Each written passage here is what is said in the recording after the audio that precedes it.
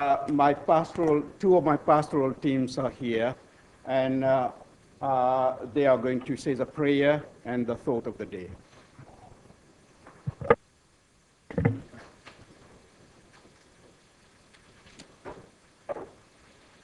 In 1 Timothy chapter 2, it says this: I urge you first of all to pray for all people, ask God to help them, intercede on their behalf, and give thanks for them. Pray this way for kings and all who are in authority, so that we can live peaceful and quiet lives marked by godliness and dignity. Just want to assure you that across this town, folk from churches are praying regularly for you, just as we're going to do now. Father, we do thank you for every member of this chamber. Thank you for the time and the effort that they put in to serve this town, often much maligned. Father, we thank you and we pray your blessing on them and on their families. Father, we pray that as they debate and discuss tonight, that your Holy Spirit will come into this chamber and that you will give them a wisdom that's beyond their own understanding.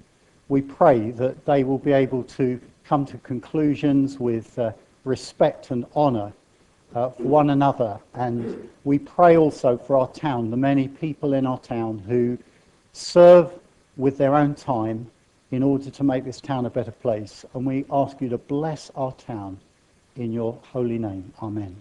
Amen.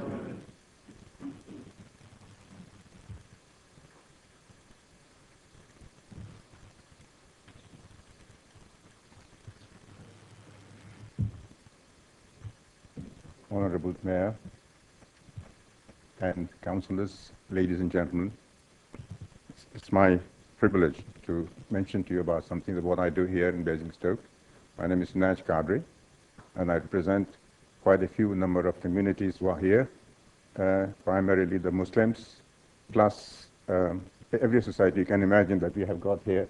I've been involved with them for years, and tonight I just wanted to give you some idea as to how many we are and what sort of percentage of the population we represent. In fact, the highest community in Basingstoke and Dean are Muslims and Hindus.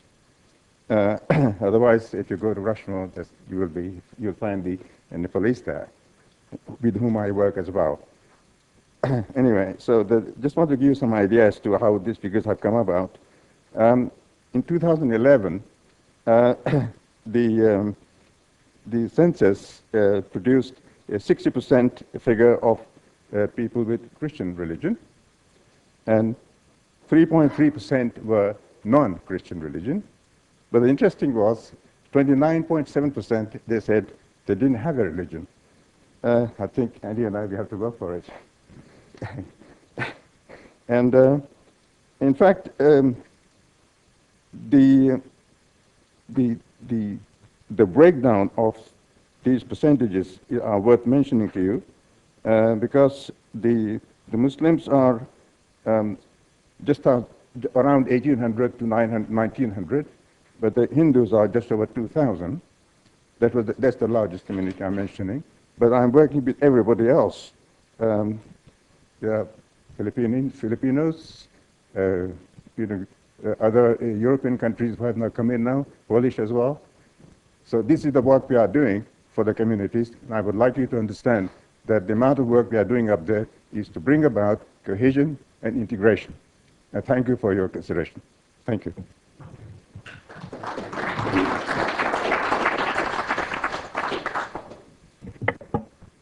Please sit down.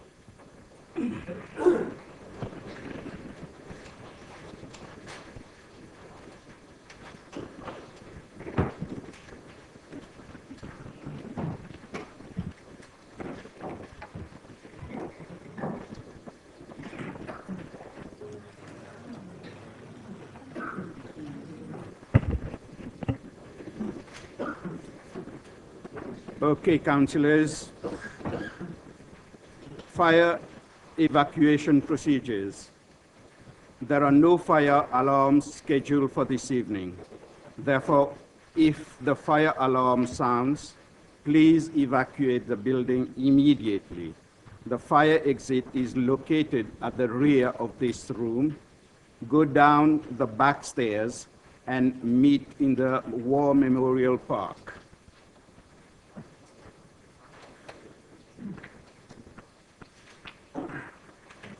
Now to receive any apologies. Councillor James, Captain James. Apologies for Councillor Steve Day. Councillor Harvey. Thank you, Mr. Mayor. Councillor Laura James and Councillor Gary Watts.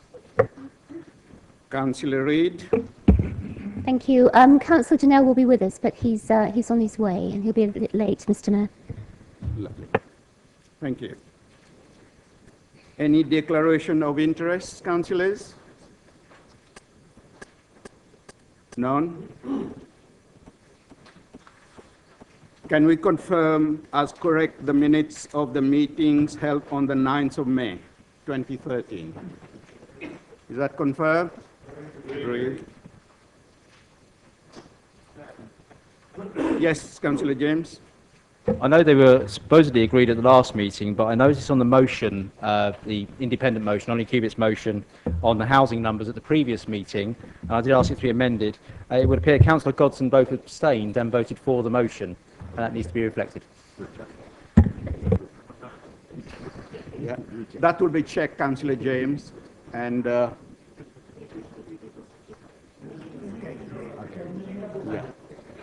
that will be checked, Councillor James.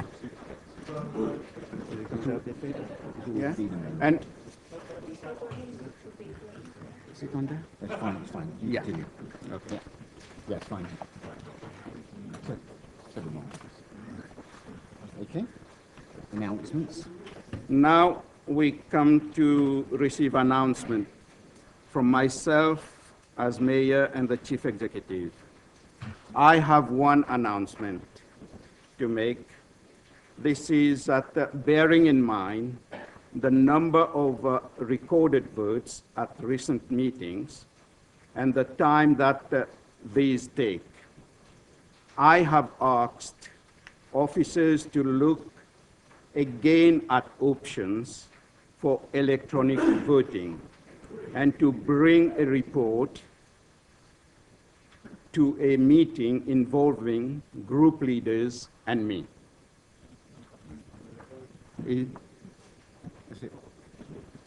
And now I've got our chief executive to make his announcements.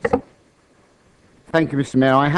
I had two, but I think I ought to add one, which is an apology for the fact there isn't water in front of the members tonight. You'll know that we have changed the catering arrangements, and I think those members who attended the annual meeting of council last week would have been impressed by the work done by BCOT. And as you know, we also have the cafe project doing the sandwiches for meetings. What was overlooked in all of that were the bottles of water for tonight's meeting, but we have arranged jugs of water. They will be topped up all evening, but that comes with my apology. Mr. Mayor, on a more positive note, I have two presents for you, or rather presentations for you, which I think is rather good for your first meeting. As you mentioned at the annual council meeting last week, in April we were advised that the council had been commended in the Best Achieving Council category in the Local Government Achievement Awards 2013. We were told to be extremely proud, as this year the most amount of nominations ever had been received. Mr. Mayor, we have that award to present to you this evening. This will be done by Sarah Shepherd, who coordinated and wrote our submission, along with the two directors, Karen and Laura, who have been hugely instrumental in the progress that the council has made this year, and who are colleagues for whom I have the highest possible regard. So, Mr. Mayor, I'm now going to invite Sarah to present the award to you. I think Adam from the Gazette is going to take a very nice photograph of you and these lovely young ladies. Oh. Thank you very much indeed, Chief Executive. And it's a proud moment for all of us here.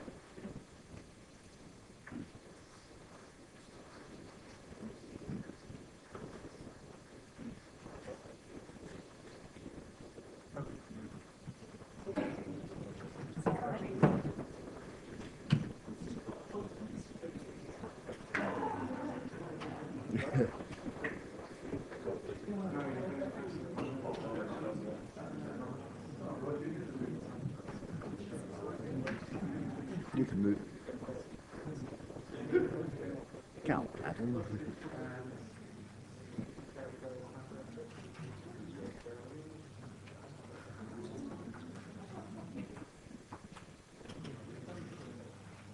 Okay.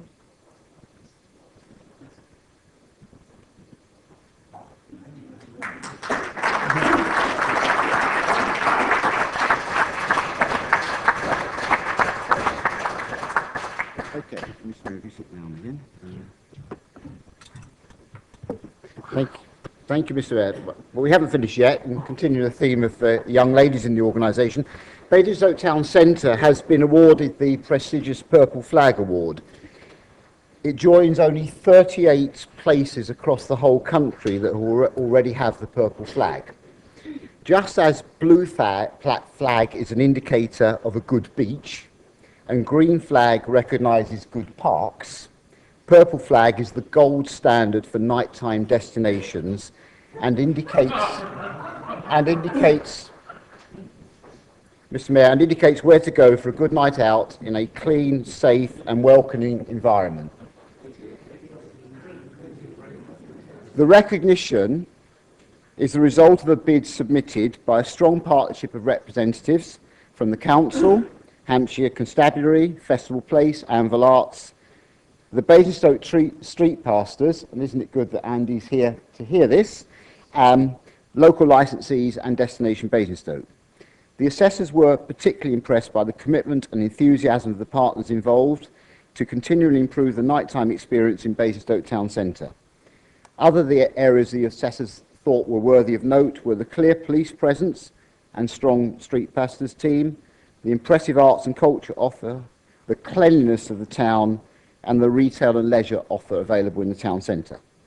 Achieving purple flag status will help to ensure there is a solid platform to encourage and sustain the development of our town centre. Achieving the accreditation is an opportunity to celebrate our achievements and, if I may, literally fly the flag for our borough and put down the welcome mat for new and existing visitors to Basingstoke Town Centre. Mr. Mayor, we have the purple flag to award to you this evening. This will be done by Jess Harris, our Assistant Licensing Officer, who led our work on this and did an absolutely excellent job. Along with Linda Cannon, who, as members know, exemplifies our approach to having the highest possible standards. So I now invite Jess to present the award to you, Mr. Mayor. Thank you, Chief Executive. Oh, that's lovely. Behave yourself.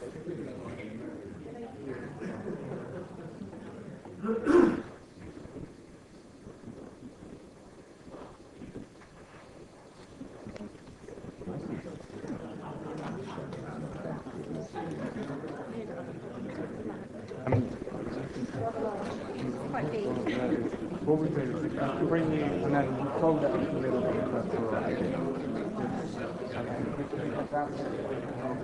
Not quite. Just below that. And stand forwards.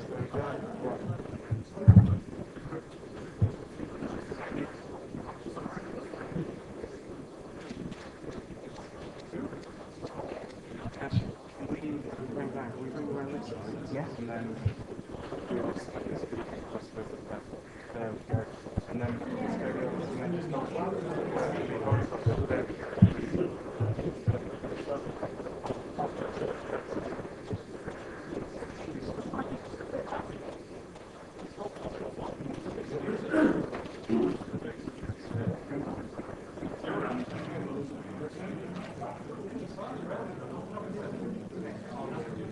Well done, Adam. Thank you.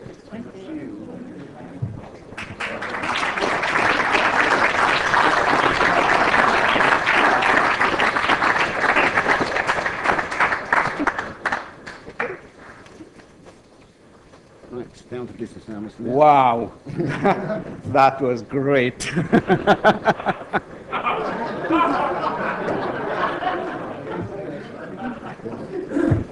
Okay, You're supposed to behave, Mr. Mayor. I'm going to use the flags. Yes, sir. Okay. So now we come to the appointments. Appointments. Yeah. Yeah, well, councillors, now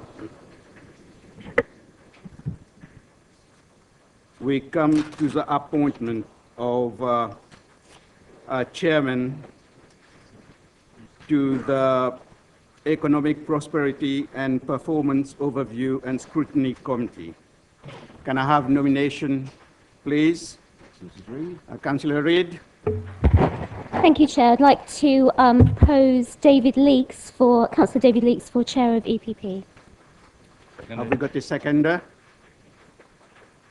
So, any other nomination? Is that agreed? Lovely. Now, the Chairman of Community Wellbeing Thank you, Mr. Overview Mayor. and Scrutiny Committee. Councillor Reid. Thank you, Mr. Mayor. I'd like to propose Councillor Robert Taylor, please. Seconder? Seconded. Any other nomination? No. Is that agreed? Now for the Chairman of the Housing and Environment Overview and Scrutiny Committee. Again, Mrs. Reid. Councillor Reid. Propose Councillor Stephen Marks. Seconder? That's any more nomination? No. Is that agreed? Agreed. Now for the Chairman of Planning and Infrastructure Overview and Scrutiny Committee. Again, Councillor Reid. Thank you, Mr. Mayor. Propose Councillor Paul Miller. Seconder? Seconded. Is that agreed? Now the Chairman of Human Resources Committee. Councillor Reid. Yes? Thank you. Off again. Thank you, Mr. Mayor. I'd like to propose Councillor Stephen West.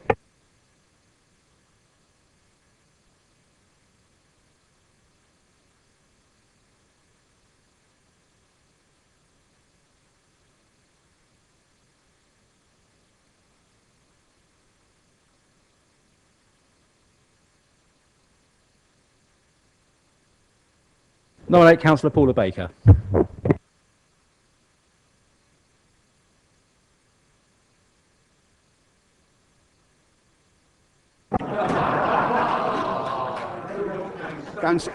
Councillor Keating, on this one, if you will indulge for the time being, let's see about the show of hands. No, you want to insist on the recorded? May, Mr. Mayor, Yes, certainly. I want to see and record the Tories voting for UKIP. Thank you. Right. The recorded vote is called for. Thank you, Mr. Mayor. So I'll take the councillors in turn to indicate whether they are voting for Councillor West or Councillor Mrs. Baker. I suppose I ought to ask you, Councillor Mrs. Baker. Thank you. Councillor Barnes. Councillor Miss Bean. Councillor Bierman. Councillor Bound. Councillor Mrs. Burgess. Councillor Miss Jarrett. Councillor Mrs. Court. Councillor Cousins. Councillor Mrs. Cubitt. Councillor Donnell is not. Councillor Dunlop. Councillor Miss Eachus. Councillor Eyre.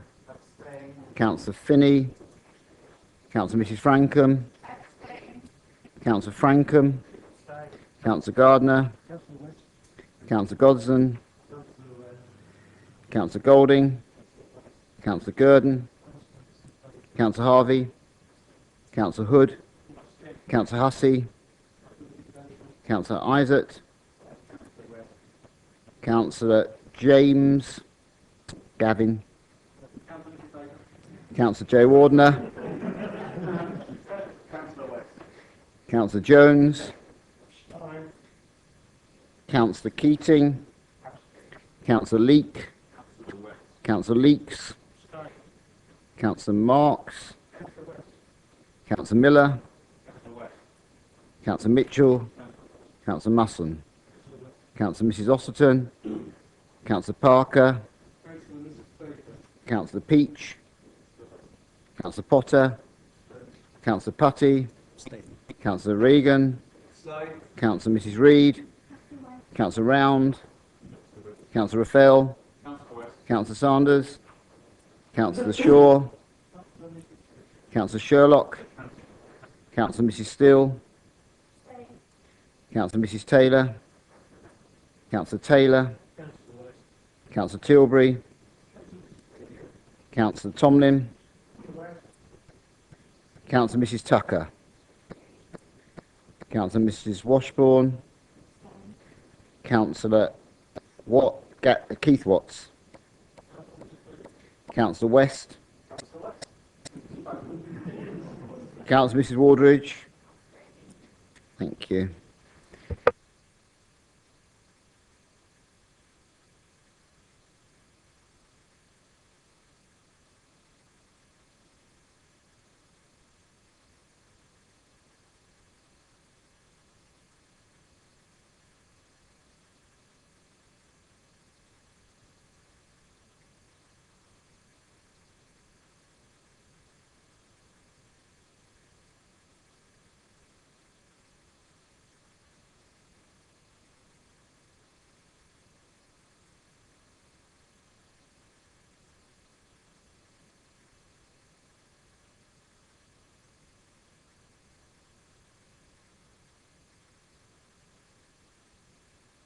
Sit down.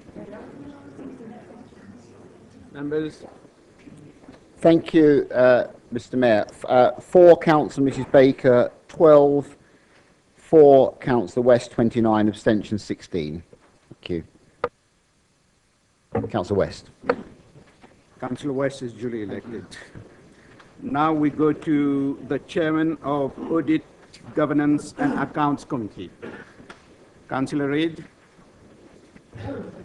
Thank you, Mr Mayor. Proposed Councillor Karen Cherrett. Is that agreed?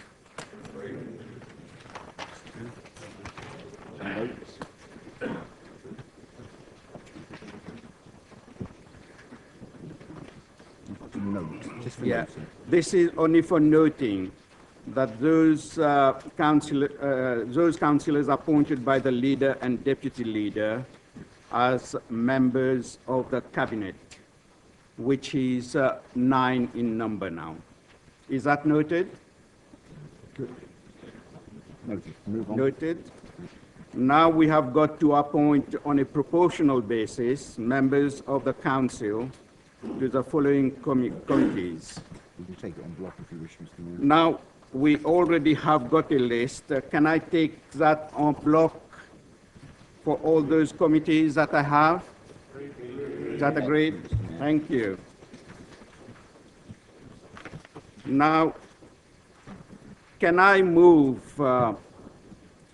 to adjourn the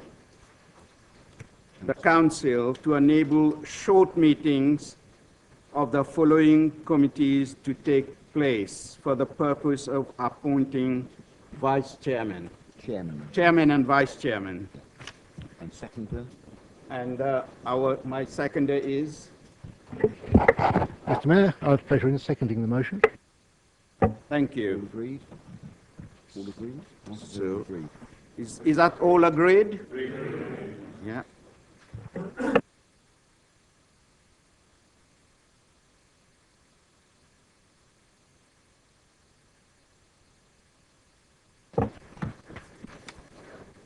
Now, can I ask the Community Wellbeing Overview and Scrutiny Committee to stand, please?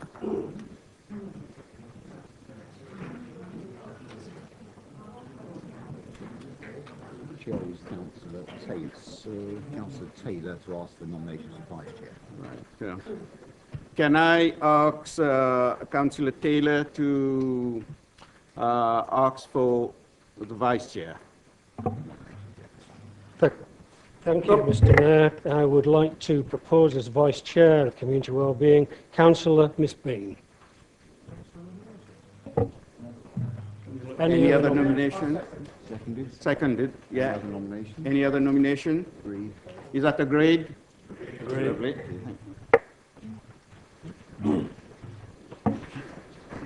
Can I ask, can I ask the members of the EPP, or Economic Prosperity and Performance Overview and Scrutiny Committee to stand, please?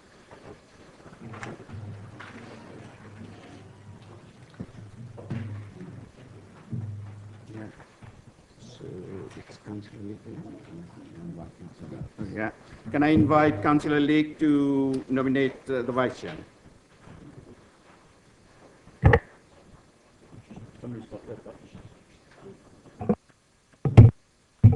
Got it.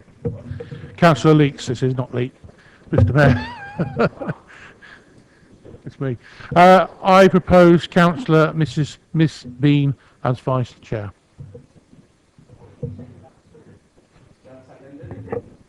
Yep. Is that agreed? Thank you.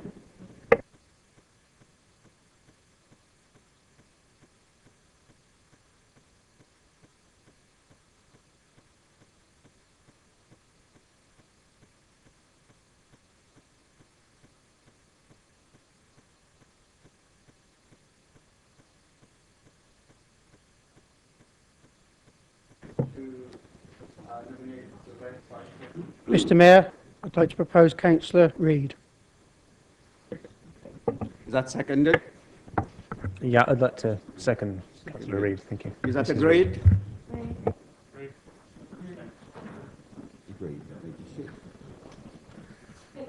Uh, Can I call the members on planning and infrastructure to stand up, please?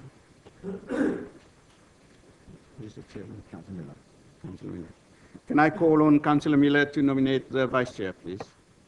Thank you, Mr. Mayor. I'd like to nominate Councillor Peach. Seconded? Is that agreed?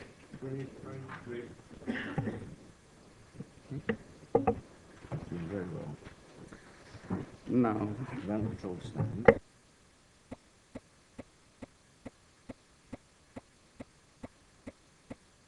Can I ask the members for Development Control Committee to stand, please? And can I call on members to nominate a chairman? Thank you. Councillor Sherlock. Yeah. Can I like to propose Councillor Mitchell, please, Mr. Mayor? Thank you. Seconder? Seconded. Is that all agreed? Yep. Thank you. Vice Chair. Oh, Chairman yeah. now. Councillor Mitchell. Oh, my apology. Now, Councillor Mitchell, can I call on you to nominate a Vice Chairman, please? Thank you, Mr. Mayor. I nominate Councillor Mrs. Tucker, Vice Chairman. Is that seconded?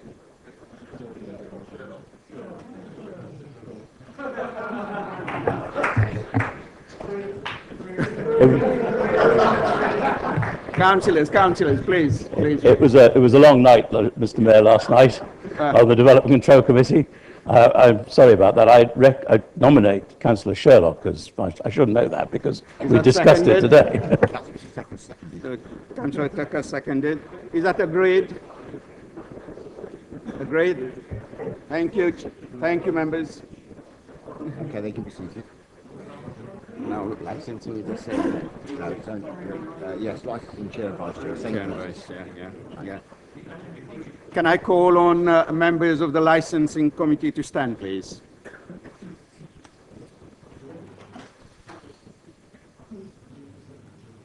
Can I ask nomination for chairman, please?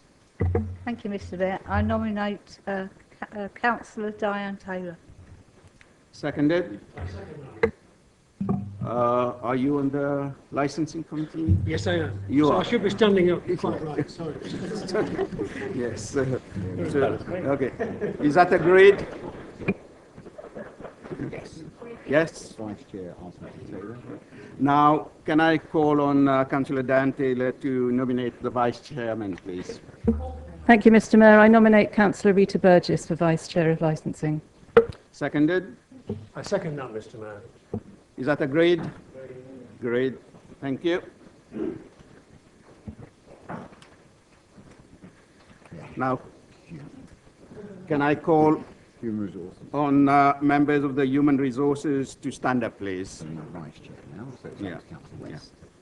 You should be to ask for nominations. Can I ask Councillor West to nominate the vice chairman, please? I would like to nominate as Vice Chairman Councillor John Leake. Seconder? Seconded. Is that agreed? Lovely. Thank you. Now, can I call on the members for Audit, Governance and Accounts Committee to stand up, please? Can I call on Councillor Sherritt to nominate the vice chairman? Thank you, Mr. Mayor. I nominate Councillor Donald Sherlock as Vice Chair of ARGA. Is that seconded? That's seconded. Is that agreed? Agreed. Thank you.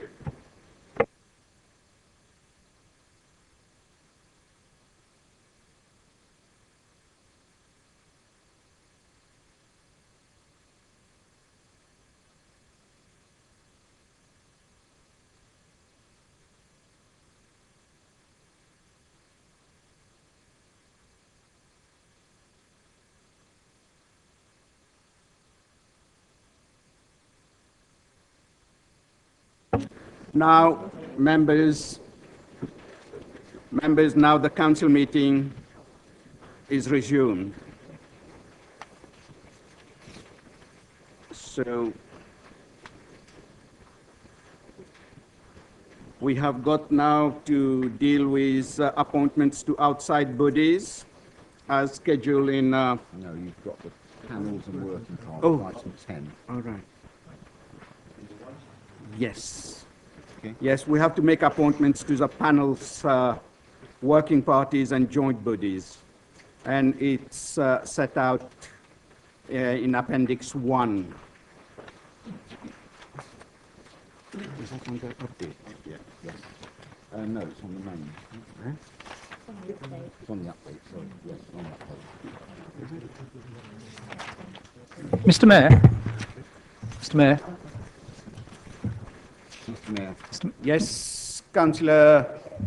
I just wondered whether I could ask a question in terms of the appointments here, and that's just to say, I'm on, or was, on the ICT strategy and the international partnerships. I don't think they've met for about 2 years. Is there a point in having them? Why are we having these elections if these bodies don't really exist? And the LDF seems to have passed as well, and still we have that. Councillor Beerman will come to that if we go through the one that we have got one by one, and then when we come to it, we'll see that what the members really feel about them. Mr. Mayor, there is a suggestion. Council. Mr. Mayor, if we're all Mitchell? agreed, we could agree these en bloc and then address the question subsequently. Is that what the members would like? Councillor James? I haven't got a problem with that, apart from the Community Safety Forum, where I'd like to nominate an alternative. We can come back. Right, hold the committee safety forum. Are there any others? Sorry? Ask if there are any others where members want to make other nominations, as well as the community safety forum. Are there any others? Apart from the Community Safety Forum, are there on any other panel or joint bodies that members want to? Yes, Councillor Sanders. It's a point of order, Mr. Mayor. On the Joint Many-Done Committee, the membership of this is fairly well prescribed by the Constitution. Last year there was some considerable debate over the subject, at the end of which the Mayor made a decision without any foundation, as far as we were led to believe, in the Constitution. I think I would like to ask that we have some guidance as to whether what the situation is and should be for this coming year.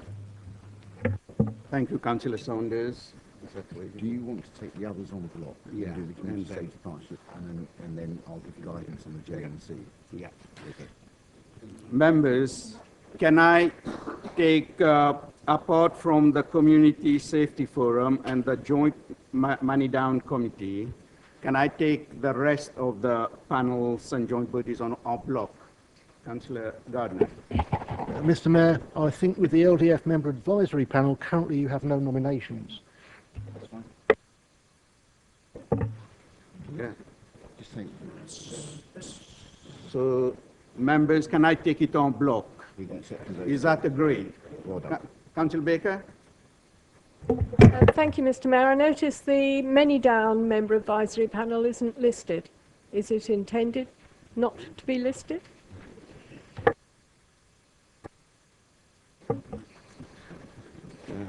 Chief Executive.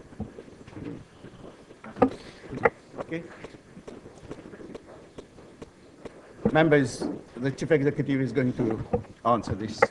Mr. Mayor, from memory, and I would need to double check this, that panel was a selection selected by the portfolio holder and not appointed by full council, and that's why it's not listed here.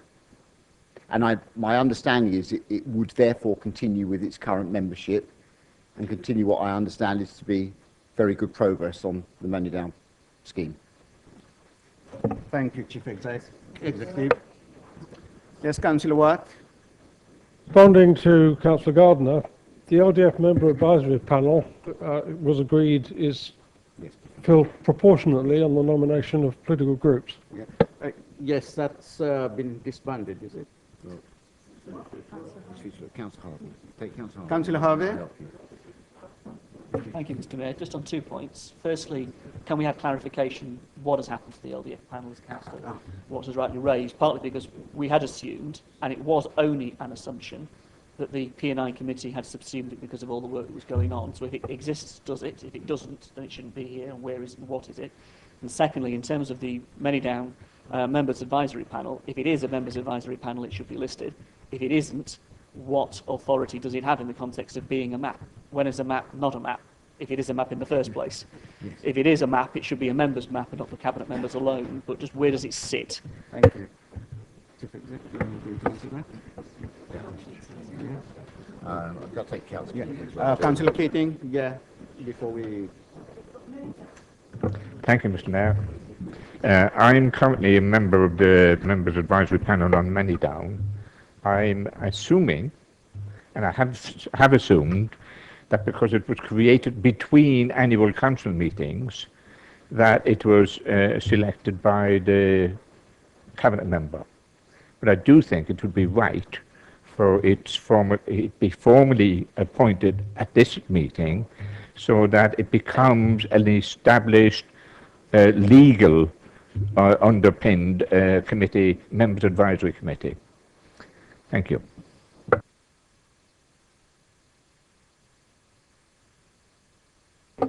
Chief Executive. Mr. Mayor, unless the portfolio holder has any objection, there seems to be a practical solution here, which is, my understanding is it was, as Councillor Keating said, and I indicated earlier, constituted between annual council meetings. It was to advise the portfolio holder. It has no decision-making authority, has no, if you like, constitutional authority. It sounds to me that members are happy with the current membership, happy with the progress it's making, and if full council would wish to indicate its agreement to its continuation as a MAP, that would answer, I think, the two questions that have been raised, if members are happy with that. That agreed? Oh, Councillor Wardina. Sorry. Mr. Mayor, my understanding of this is that members' advisory panels are informal meetings. They are not actually decision-making, as the Chief Executive has said, and therefore they have routinely been staffed by consultation with group leaders seeking appointments on behalf of the cabinet member. They're there to advise cabinet members, and it seems very odd to me to, in fact, have any maps coming forward to this meeting, because they are there to advise the Cabinet member as far as the Cabinet member wishes them to be there.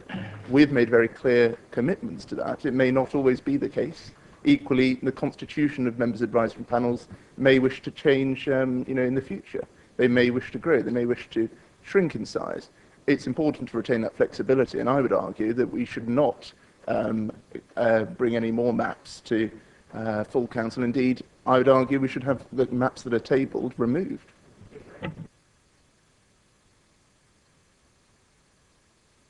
Okay, Chief Executive. Mr. Mayor, I was hopeful that we could arrive at a practical solution this evening and possibly come back to that point. My advice via yourself, Mayor, to Council would be, I think there is some merit in what Councillor Joe Warden has said. I think it is too late to try and unpick things this evening. If members were agreeable to continue with the current Manydown map for the time being, and to agree the current membership of the other maps for the time being, officers would very happily bring a report back to full council on the role and state of maps to a future meeting.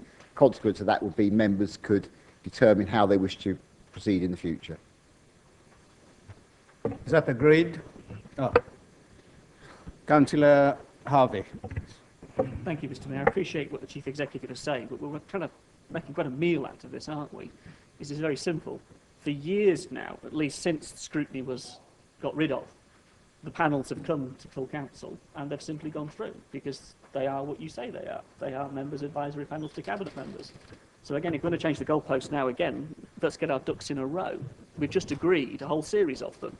So that decision has been taken by this council. You've already taken a decision. So simply to take a halfway house now doesn't seem appropriate. You either take it or you don't.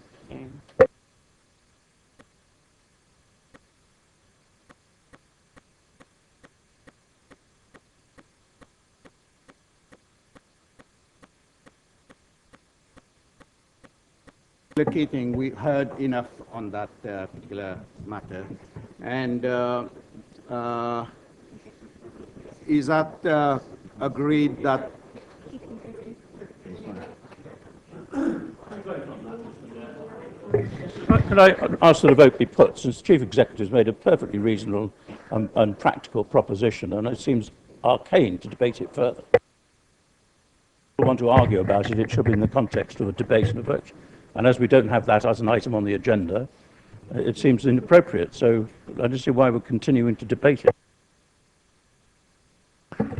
All members are happy to agree what our Chief Executive have said. Is that agreed?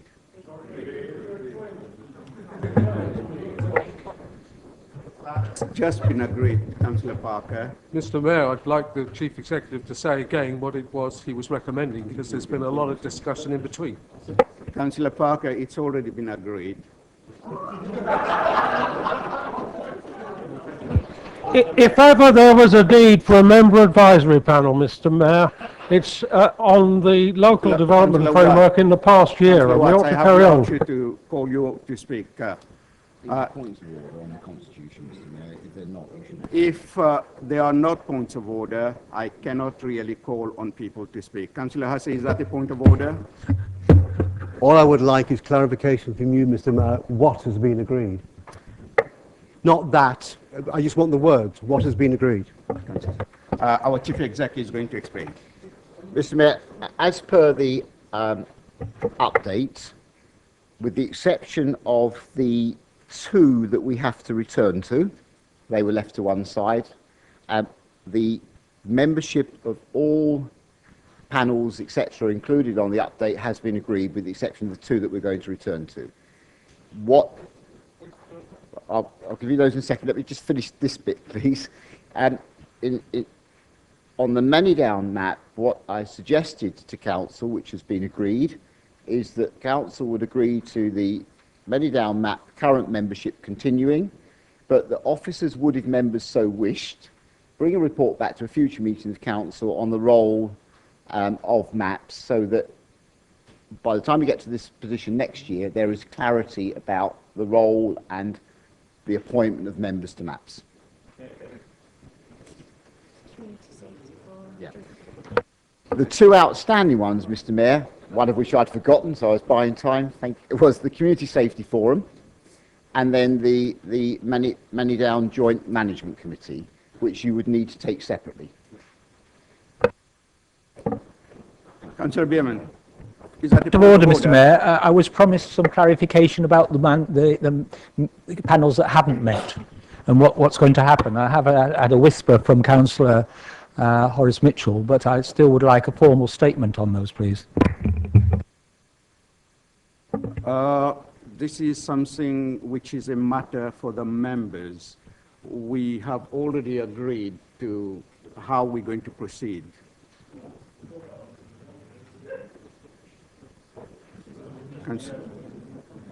Councillor Mitchell, point of order. If I can help, the ICD Strategy Councillors User Group hasn't met. It should met, and I've urged that it meet in the near future, prior to this meeting, because I'm with Councillor Bierman on that. Thank you. Yes, so now we come to the Community Safety Forum. There was a second nomination, which is Councillor Gavin James. So.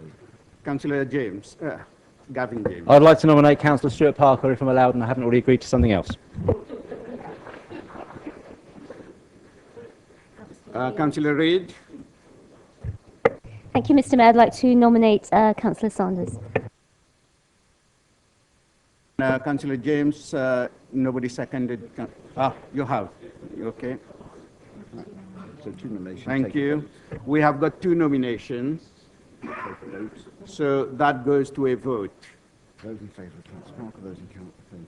Those in favour of Councillor Parker.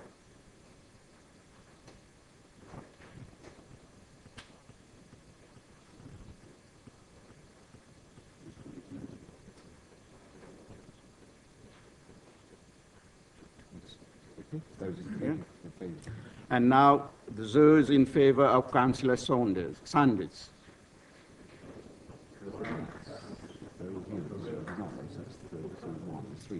Yes, okay.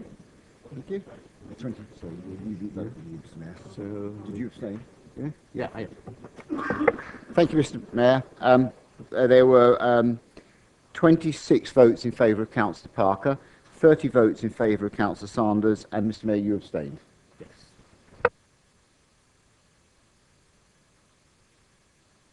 Manydown JMC, which I think perhaps you asked Councillor Sanders to speak again. He was speaking on it. Councillor Sanders. Ask him to say what he said again a few minutes ago. So invite him to speak. Can I invite Councillor Sanders to speak on the Manydown Committee? Just to repeat what he said. Can you repeat what you said, please? Oh, you want me to say it again? I'll do my best. I may not use exactly the same words. The Joint Manydown Committee, as I understand it, the membership is well prescribed within the Constitution, and there are specific qualifications to enable a councillor to be a member of that committee. Last year, the then Mayor made a decision, the Mayor made a decision which enabled an additional person to be drafted onto the committee. And if the past Mayor wishes to dispute that, you can take that up with him in a moment, I'm sure. I'm only asking for clarification because since we have never changed the Constitution, exactly what is the situation now, and should we be reverting to the membership as prescribed for the coming year?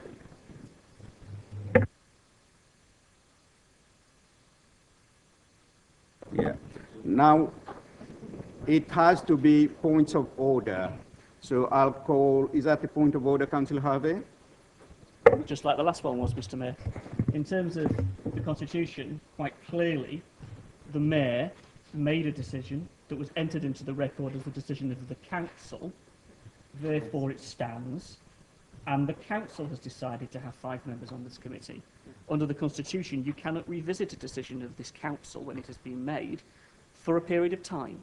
Therefore it stands, and it should stand, and it has to stand as the current membership, as was decided at last full council by this body, proposed and decided by the Mayor then at the time. so it cannot be changed. I've sort of indirectly been named. Councillor Bevan. So I think I have the right to suggest that what actually happened was I gave guidance in terms of what I thought was a possible way forward, and if you look at the record, it was then endorsed by full council. It was not my personal decision, it was a recommendation that was endorsed by full council, so it was a council decision, not a mayoral decision, and that is fact.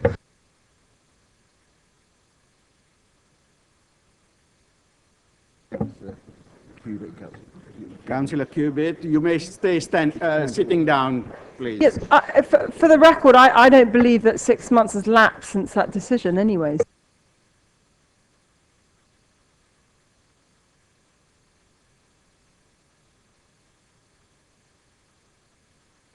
Councillor Keating? No? Councillor Donnell? Thank you, Mr. Mayor. Having spent some time looking at this and looking actually back on the webcasts, when this was tabled at the full council, the Mayor did indeed give guidance. He then held 2 votes. Those votes were people in favour of Councillor Keating, and it was a simple yes or no. And then he held a vote, people in favour of Councillor Leake. It was a simple yes or no.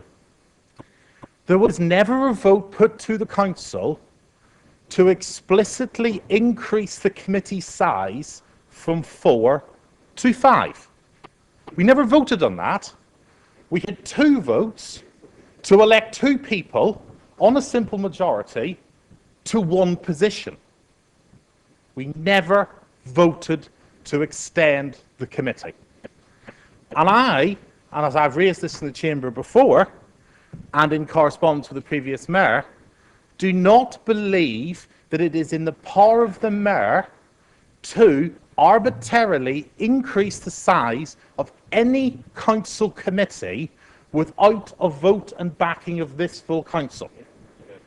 It's a simple matter. We did not vote to increase the size of the committee. We also,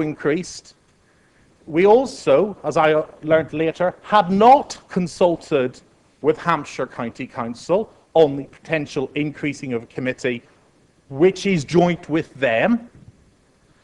So I do believe that, and I've said this consistently, that the vote that was taken was unconstitutional. It was given on bad advice, and the advice that I would like to hear is the advice of the Chief Executive, which I have never been shown by the previous mayor. Thank you, Mr. Mayor. Councillor Keating. Thank you, Mr. Mayor. I've been named, and I'm on the list. The reality is very simple. The reason that I was put on the list by this council and not by the mayor was very simple. The current nominee by the Labour group was Councillor Tony Jones, and he was debarred from taking part because he had a conflict of interest. We then had a discussion about me replacing Councillor Jones, and I was put on the list. Now, there was never any question at the time or since until now, in the middle of a meeting, that people say, oh, it was unconstitutional. They've had months and months. They've had months and months to raise this issue and put it on the order paper. It's not appropriate to disorder paper, and I'm telling you, in my view, this is the Tories wanting to just have a Tory committee. Thank you.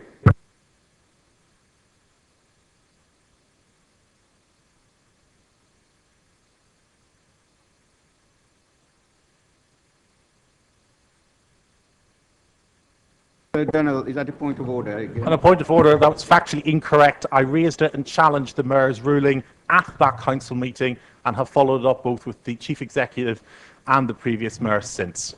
If you check your webcast. Councillor Gavin James, point of order. Point of order. If Councillor Keating was to join UKIP, could he sit on it then? That's not a point of order, Councillor James. Councillor Harvey, point of order. Point of constitutional order. You can debate the fineries till the cows come home. The reality is, the advice from the chief executive last time around was ultimately that it was a matter for council to decide. That was his advice. Those were his words. That's on the webcast. As far as we go, it was a vote. It was taken. The decision was made. It should be in the minutes. It's clear. A decision was made of this council. You cannot override that this evening. It stands. It was a decision that was made of the council. You cannot override that.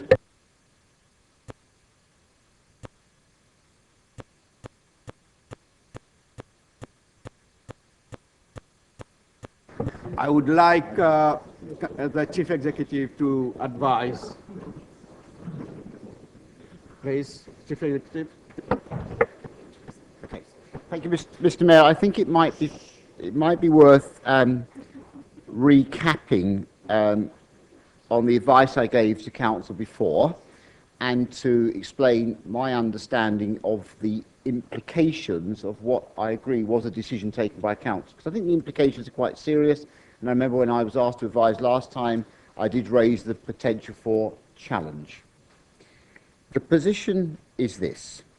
For joint committees, there are national regulations that govern membership of joint committees.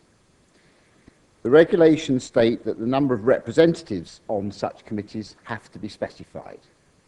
In the joint agreement between the county council and the borough council, the specification is 4 members for each authority. I'll come back to the county council later. And we have always operated with 4, but clearly it is implicit in the decision that council took last time, and I would agree that's less than 6 months ago. It is implicit that this council has raised its membership to 5. Now, clearly there is a practical difficulty there, because we now have a number of members which is different from the number of members that the county council has on the committee. We have approached the county council subsequent to our full council meeting to seek its views, and its view is that it would wish to keep to 4 members, but the council would need to formally ask it in order to increase it to 5.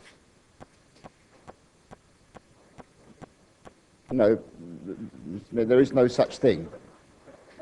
No, Councillor Kurbit, would you please, Chief Executive, please continue.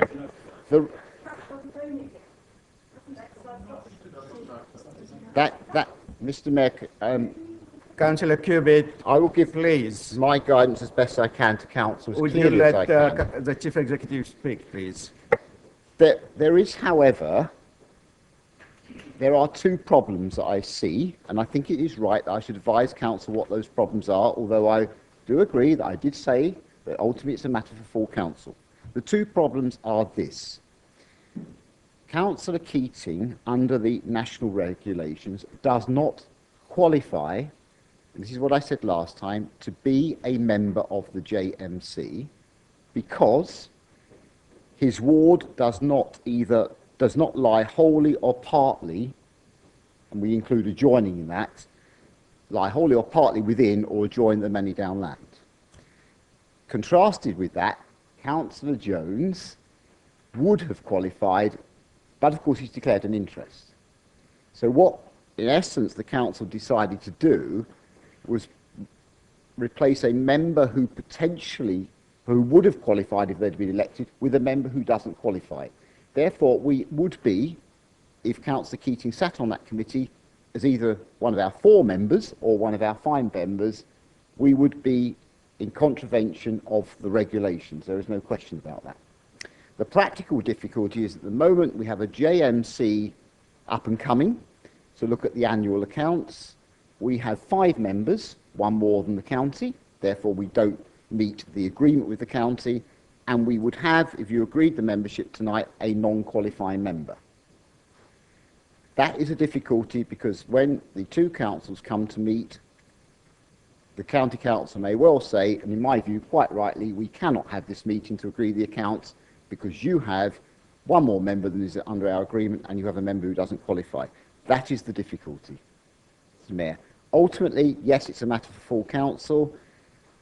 Even if County Council agreed to 5, I would have to advise you, you still have a non-qualifying member if you agree the members here tonight. Thank you. Councillor Bierman, is that Mr. Mayor, I point of order? Or? largely concur with what the Chief Executive said, apart from one small detail, and that is that he said it is quite clear that it is not right. And I think he would have to agree that when we consulted prior, his judgment was that it was probably not the right solution, but he didn't say, the wording is a little ambiguous, and I had a different interpretation, and he didn't suggest that that was definitely wrong. He suggested that that was possibly an interpretation, although he leant in the other direction. I just want to make that clear. And I do say, and I take this opportunity, and Councillor Donnell did point out, and rightly so, that the agreement hadn't been reached with the County Council. I have to say, I overlooked it, and I think I could reasonably suggest that the Chief Executive overlooked that particular detail. And so in that respect, it wasn't complete, the decision. I thereafter asked that the County Council be asked whether they would allow an extra member from their side, and I think I'm right in saying that there's no definitive answer on that yet. They said we'll wait a bit and see how things look, or words to that effect. I think the Chief Executive can perhaps clarify. Thank you, Councillor Bierman.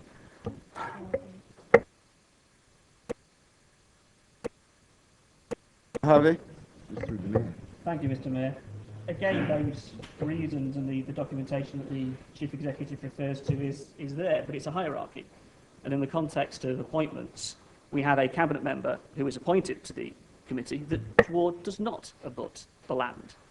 And in that context, it is a hierarchy of appointment. Therefore, it is within the gift of this authority to go down that list and appoint down the hierarchy. Hence, Councillor Keating can qualify. If this council so chooses, it has. It made a decision. We now need to see what the county are going to do, and we need to have the officers put forward on our behalf the decision of this council and argue our case to the Hampshire County Council that that was the decision of this body. Thank you. Chief Executive. Sorry, I just wanted to clarify one point. That was entirely my fault because I was dealing with our local circumstances. The regulations start by saying the representatives may be members of the executive or. So therefore, Councillor, any member of the Cabinet would qualify, and indeed we could have all members of the Cabinet, arguably, and no ward or adjoining ward members. So just to make that quite clear, there's nothing wrong in terms of the regulations and having a Cabinet member on there. And Councillor Bierman is correct in that I did say that I would not stand in the way. I couldn't stand in the way of a full council decision. That's actually what I said in writing. But I did say that there was a risk of it being held unlawful, albeit it was probably a remote risk, given a big challenge. Although that risk was relatively remote because of the limited terms of reference of the JMC. We have, as Councillor Bierman requested, consulted the County Council. I told you the County Council's position, it would prefer to keep it at 4. I, of course, would go back to the County Council and say, is the full Council's wish that it be 5? Where I would not argue on behalf of the Council, to use Councillor Harvey's words, was that a member who doesn't qualify somehow qualifies, because I can't turn that around. If a member doesn't qualify, they don't qualify, and I would have to say that. Councillor Cubitt. Just for the Chief Executive, could you also confirm that actually in the Constitution it doesn't state that they have to abut, which is the discussion we had before, and it also doesn't state in the joint partnership agreement that they have to abut or be within, that you've actually referred to other legislation in order to validate that statement, and therefore the leader is wrong when he says that the Constitution has been incorrectly interpreted, because the Constitution doesn't state that they have to abut. No, Mr. Mayor, it does say, in fact, it does state that they do, and I'm not referring to other legislation, I'm referring to the legislation. There is only one piece of legislation, there is no other. I'm sorry, but in the Constitution, it does not state that that panel has to comprise of members that either come from within. So I'm afraid, unless you've changed the Constitution since I last looked at it, Councillor Cubitt,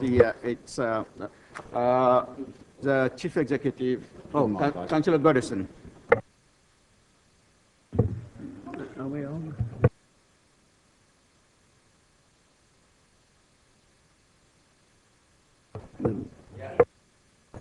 Thank you, Mr. Mayor. There is a way out of this apparent impasse, as it would seem that we have elected two members. Perhaps we could now, the chamber could now decide which of the other three they wish to stand down.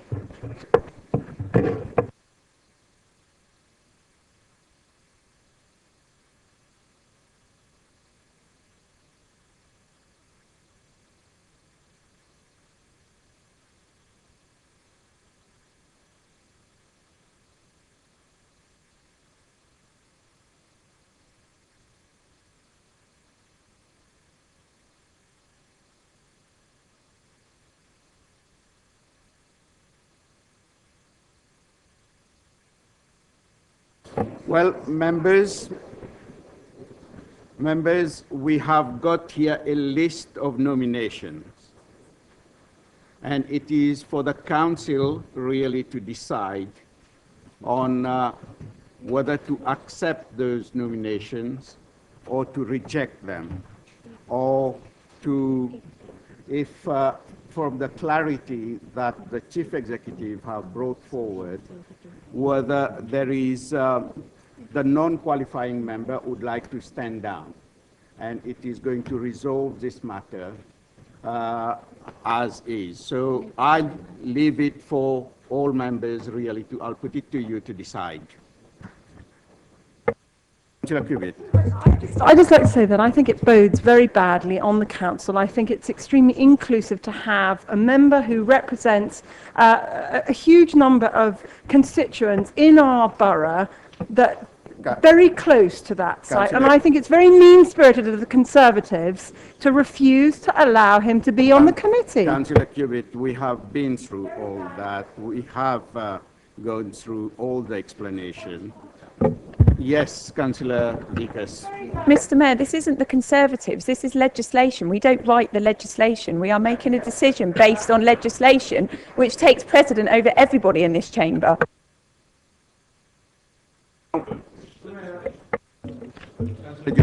I'd just like to ask a question. I wonder if one of the Conservative councillors on that committee would stand down to allow Councillor Keating to stand. It would then make Councillor Jones. and it would actually make the whole process a lot easier. Thank you. Sit down. No. Order in the chamber, please.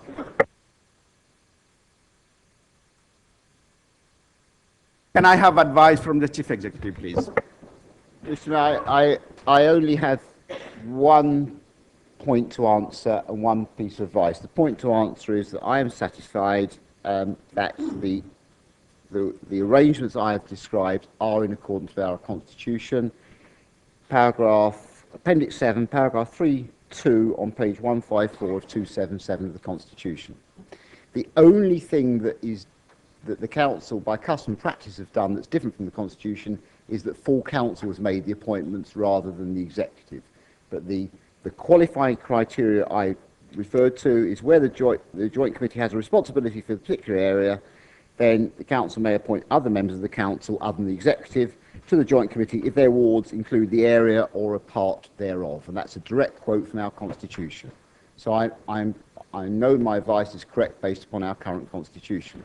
The other point is, I have to say to you that if one member stands down to allow 4 on there, you still have a member who does not qualify in accordance with either the national regulations or that part of the Constitution which I've just read out.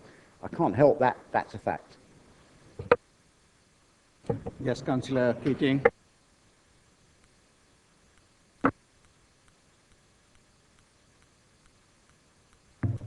Thank you. Am I right in thinking that the Constitution also says you can't revisit the decision within 6 months? Thank you.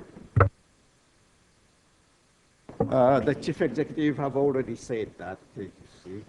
But this is one of the area tonight now we have to really decide as to where we go with this particular, because the nomination has come for 2013 and 2014. Yes, Councillor Harvey. Thank you, Mr. Mayor. To be absolutely clear here, what the Constitution actually says is that it is for councillors from this authority. The Constitution does not say I join or abut. The joint agreement says that. It's different in that sense. The joint development partnership is the actual point. So, in that context, this authority has made a decision. Yes, we have 5 members, but 2 have already been voted on in that context, because that was the decision of the last council. And in terms of a join, it depends on your interpretation of that word, a join. And in that context, it can mean live nearby. That is perfectly legal and legitimate. Yes, it is in constitutional terms and in legalistic terms. And on that basis, Southam is less than 700 yards away. So if we're going to pick points, and it's pretty mean and pretty silly in the context of trying to take this forward. The constitutional point is there that it doesn't say a join in the Constitution. The point about the councillors is the decision was made last time round, Mr. Mayor. You cannot change that. That stands on the record. Now, what I am going to do is I'm going to put it to a vote. The membership of the The JMC. membership of the JMC. Are the nominations agreed? Are there nominations for the membership of the JMC, please? Read. Thank you, Mr. Mayor. In the light of the advice from the Chief Executive, I'd like to nominate Councillor Ms. Eaches, Councillor Isaac, Councillor Mrs. Taylor, and Councillor Leek. Councillor Harvey. Obviously, I'll nominate Councillor Keating, but constitutionally, we cannot take a vote on something that was done at the last meeting. You cannot overturn a decision of the council. You can't just take another vote and have a new set of members this month because you didn't want them last month.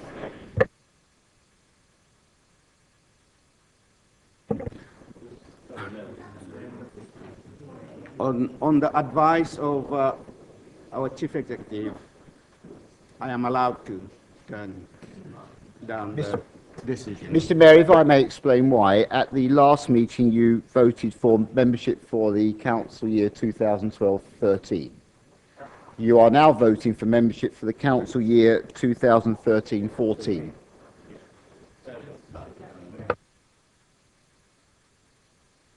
Okay, councillors. Yes, Councillor Donnell. Mr. Mayor, I'd like to formally say that I believe that Councillor Keating is not qualified to go on the committee and therefore should not be allowed to enter as a candidate in.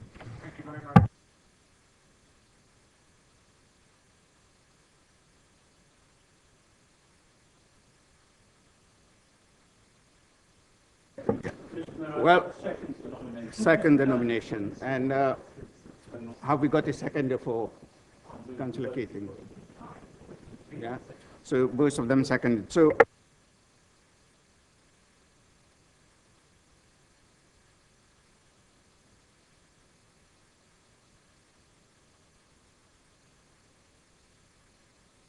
I have got nomination for 4 and a nomination for 1.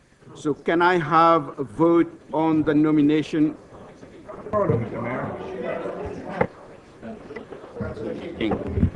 If you're going to take me separate, you should take everyone else separate. Thank you. Okay. I'll take it separately. Councillor Akers, all 4 Councillor Akers.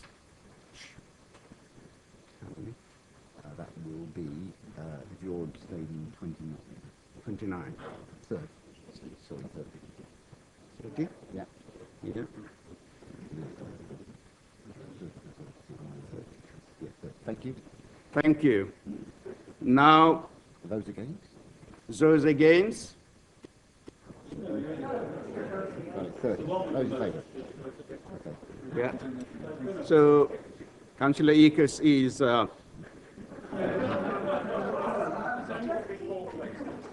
Mr. Mayor, on a point of order, I think the normal process for this is that if you've got 5 nominations and 4 vacancies, we vote on each of them, and the one with the least votes is not elected. Otherwise, it will take forever.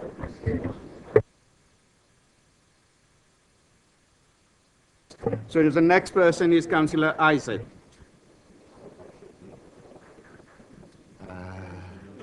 31. Against? No. Next one is Councillor Mrs. Taylor.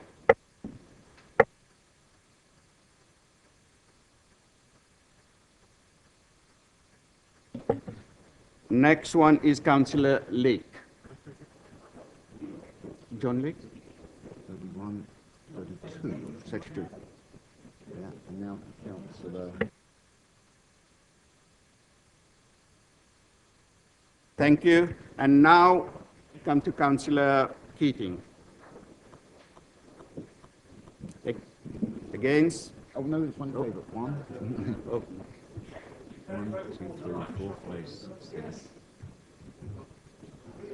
So we have got. It won't matter. No, you can't. No? Discount that. Councillor. Point of order. Goodison. Councillor Goodison, you cannot vote 5 times. 5 times. There's only 4 people. Yeah. Yeah. So.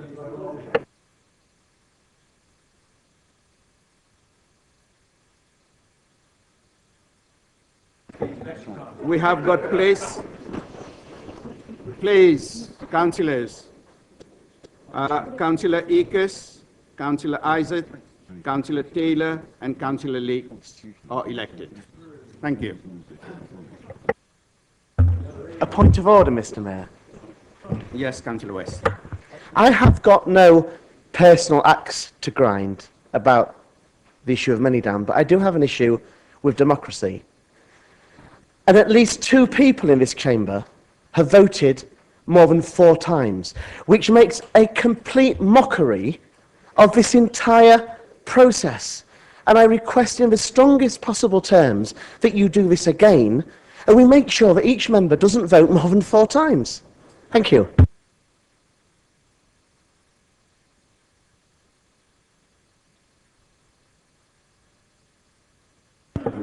Councillor West, it is very clear what has taken place. And the members, would you please, Councillor West, we have really put it to the members here to decide on the membership of Joint Manydown Committee, and they have already decided. The votes were taken. You are saying that 4 votes are taken. And how really that has come about is that those who actually voted were for the 4 people who were in favor of them. And thus, we have also put Councillor Keating, who was the other candidate, and it was given the same opportunity for people to vote. And what happened was he didn't record the maximum vote to that particular committee. And it's been agreed that those 4 members are elected now. And they are going to represent the council on that particular committee. Thank you.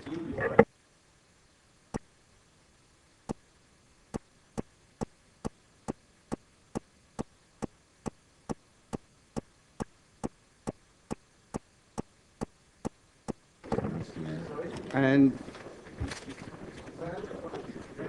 on this one,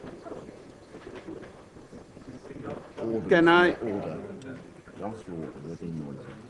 please, can I have order in the council, please? Councillor Cubitt, Councillor West. Okay. Right. Councillor Cubitt.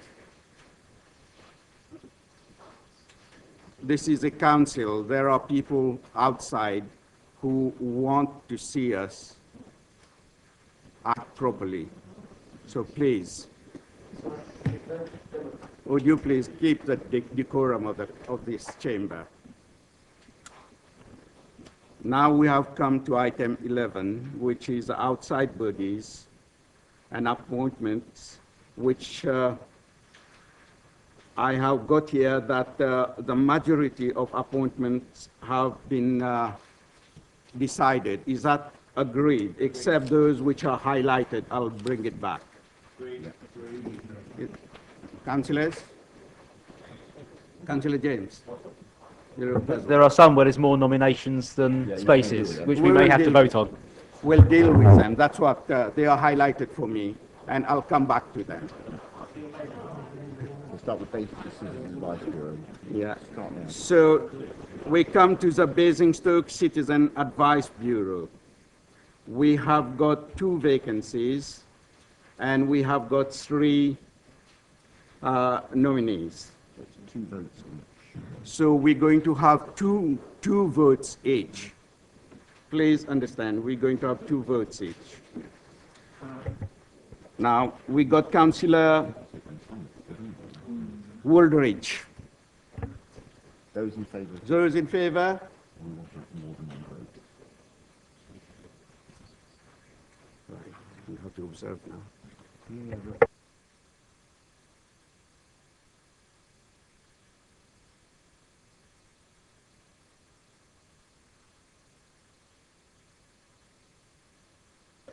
Now, Councillor Day.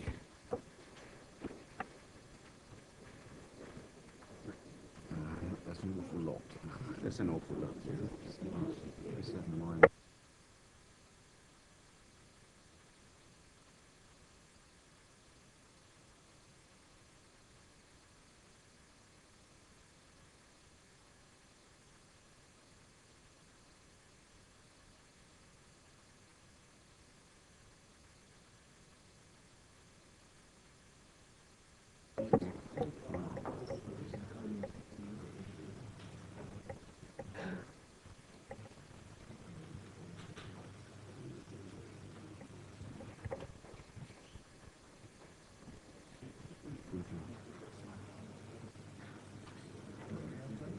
Yeah? Okay. Now, please, hands down. For Councillor Burgess.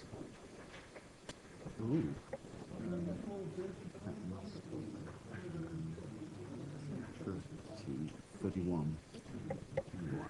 So it's councillors.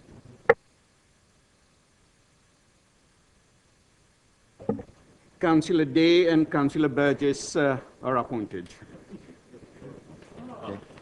Right, so now go to Basingstoke. Now we come to the Basingstoke Town Football Club Management Committee. Same system. There are the same that we're going to have just 2 votes. Mr. Mayor, could I ask whether they'll last more than 3 weeks? Because that would be quite long in football, wouldn't it?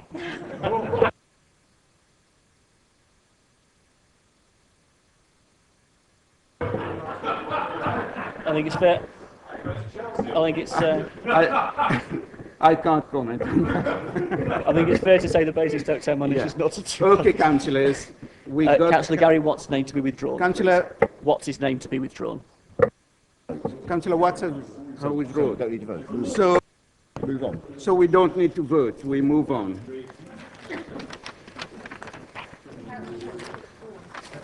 Now we come to the Local Government Association. We have got 2 vacancies and 3 nominees. Again, it will be 2 votes. Councillor Golding, all in favour?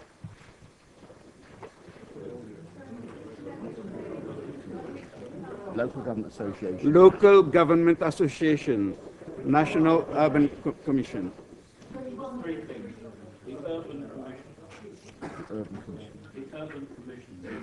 Urban Commission. Right, it's Councillor, let's do it again. Councillor Golding. Yeah. Right? Councillor Golding. Yeah. Councillor Golding voting. Everybody in favor of Councillor Golding, please, keep your hands up. Yeah. Have you got it? Yeah. Yes. Now, Councillor Keating. All in favor of Councillor Keating?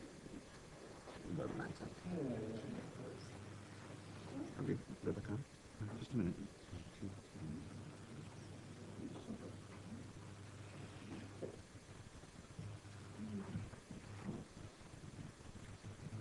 Yep, and Councillor Leeks. Is that John Leeks?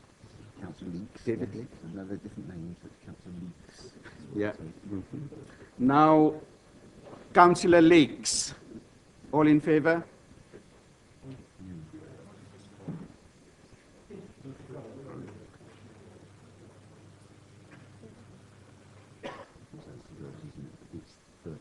Okay, fine. Thank you. Okay. So the appointees are Councillor Goldie and Councillor Leeks.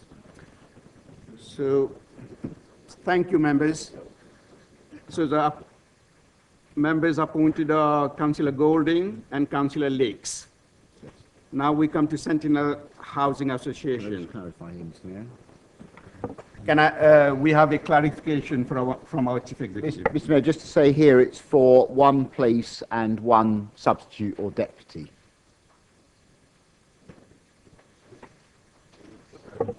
Is that clear? Mr. Mayor, in that context, it should be for the place. Once that's decided, it should be for the substitute. That's decided. Mr. Mayor, Councillor Harvey is suggesting that you take a vote first for the place and then a second vote for the substitute.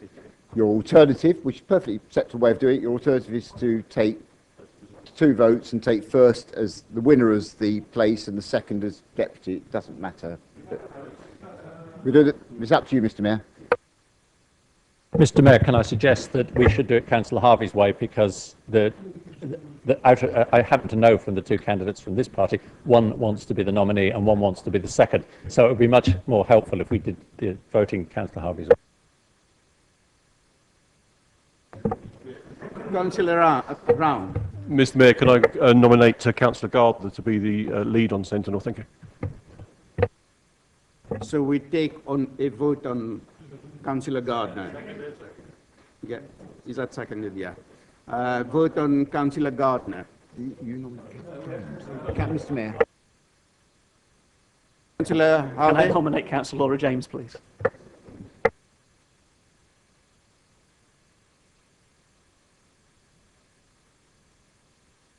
Those in favor of Councillor Gardner, please raise your hands.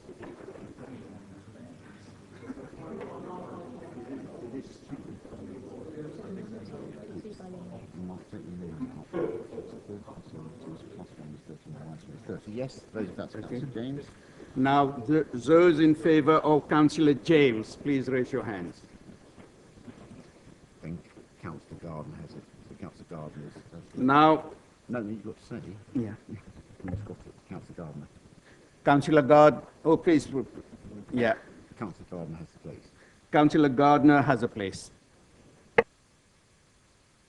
Now we are going to do the deputy. So, do I go through this? Right, nominate. Take Councillor Harvey's nomination. Yes. Nominate Councillor Laura James. Thank you, Chair. And then take the other Seconder? nomination. Yes, Councillor Reid. Nominate Councillor Round. So vote for Councillor. Seconder? Seconded. Vote for Councillor James, vote for Councillor Round. For the So, deputy position. Councillor James, all in favor of Councillor James?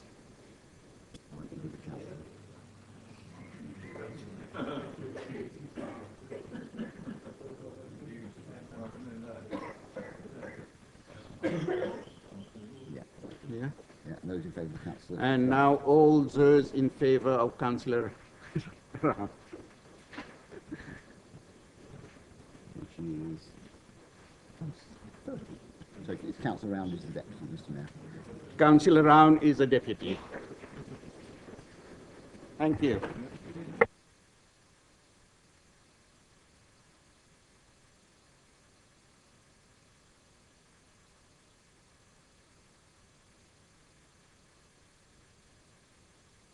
Now we come to Raglan Housing Association. Everybody got that? The Local Service and Performance Committee. And One nomination.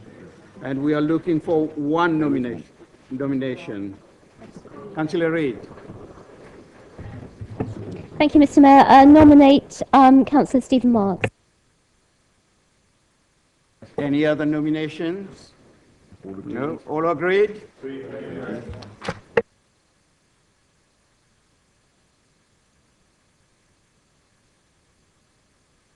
Councillor James. It says at the top, not necessary this year, and I took that to mean it wasn't necessary this year. Have I got it wrong?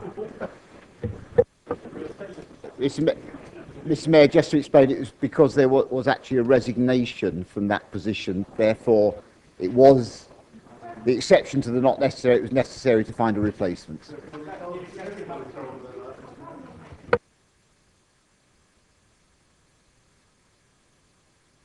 Councillor Harvey. In which case, Mr. Mayor, having clarified that and considering he has houses in his ward that have got Raglan as a housing association, I nominate Councillor David Eyre.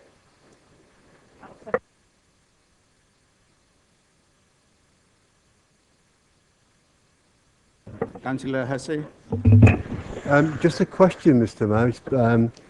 When I was the representative on Raglan and then I declined to continue, it was my understanding from Raglan, this is nearly 3 years ago, that they would not continue with an appointment from this body. And therefore my question to Councillor Gerardino is, have you ever attended a meeting? You have? No. Councillor, would you answer through the mayor, please?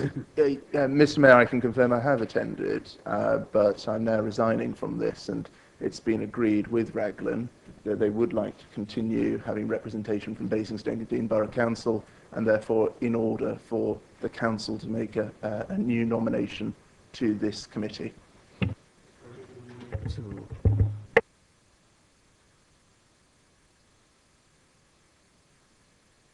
Please, Chief Executive. Mr. Mayor, there was agreement to Councillor Marks, but then Councillor James, Gavin James, sought clarification, and then I think Councillor Harvey then stood and said, well, in view of the clarification, he would like to make another nomination. Mr. Mayor, that is up to you, but given that there was a piece of extra information that wasn't before members, you might conclude that you could take the other nomination and retake the vote.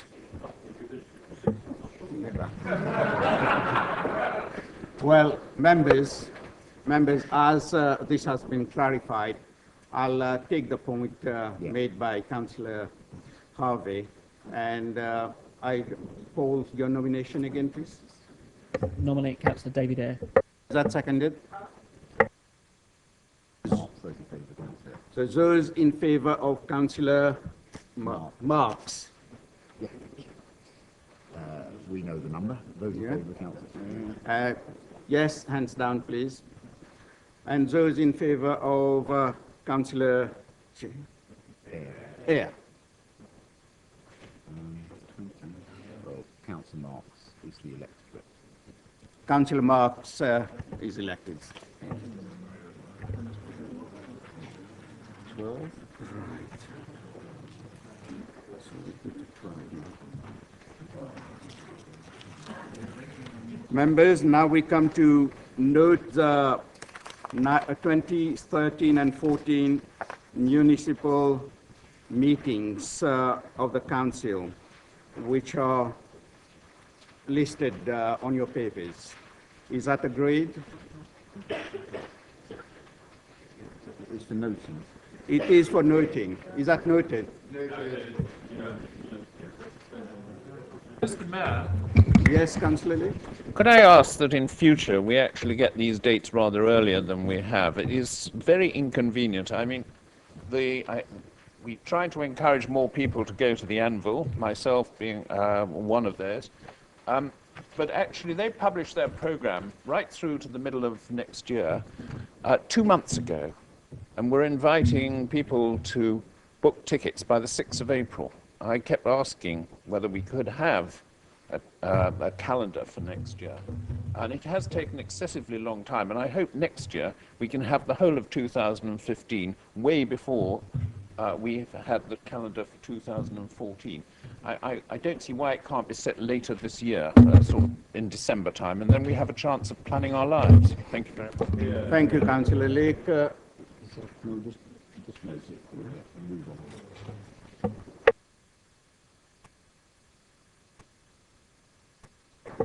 We have got no public participation. Councillor Keating. Thank you, Mr. Mayor. When this booklet was published, it had within it the dates for the whole of 2014. The whole of 2014. Are we talking about that particular document, which was published in this thing, or another? And if we're asking, if we're voting on a different one, or noting a different one, it would be helpful to know which one. Thank you. Yes, Chief Executive. Mr. Mayor, item 12 on the agenda was to note the dates of the council meetings for 2013-14. Item 15 on the agenda, the first report to council, is to approve the committee calendar for 2014. So we haven't got to the calendar yet.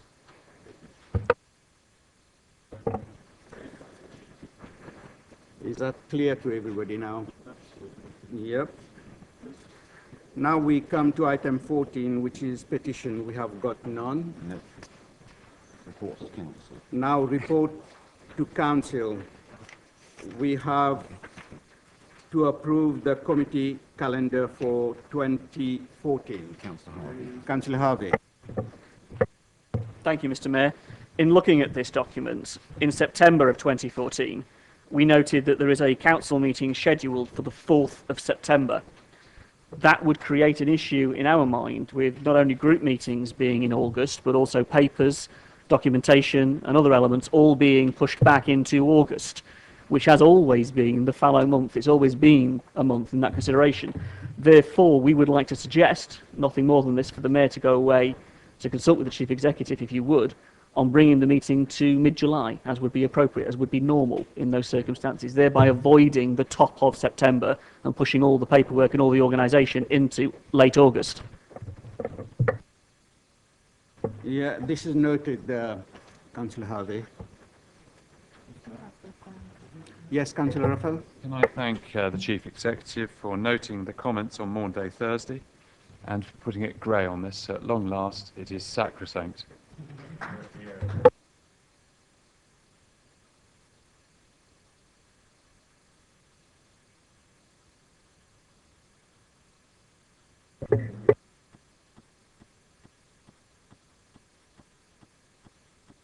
Mr. Mayor? Mr. Mayor? Mr. Mayor? With regards to the committee calendar, I note yet again, despite many requests over several years, we appear to have a committee meeting on the Wednesday of the week of Easter. And I've many times asked that we avoid that day because there's several things going on there which to some of us are of more importance even than council meetings. I do feel that we should avoid having council meetings immediately before major religious festivals and major bank holiday weekends.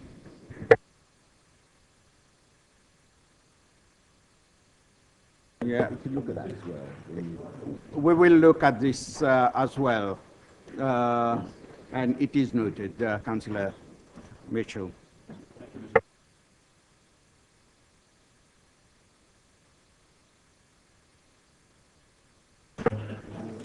Members, now we... This one, sorry, top of the page. The report, appendix 4. Top of the page, this one. Yes, change over. Now we come to Appendix 4, which is a change to Constitution, reduction in the size of the money-down Executive Committee. For the members, no? Any member wish to speak? Any members wish to speak? Is it agreed? Councillor Mitchell. Yes, Mr. Mayor, just to mention that when I first saw this on an email, the way it's structured is the heading ended with reduction in the size, and I, in my optimism, thought it was reduction in the size of the council. And I'm very disappointed to see it's only the reduction in the size of the Manydown Executive Committee. Thank you, Mr. Mayor. Is that agreed? Agreed. Agreed. Now you go to... Now, item 16 is to receive and determine the following recommendation. Number one is Human Resources Committee Pensions Auto-Enrollment. Can I call on Councillor West to introduce this bill?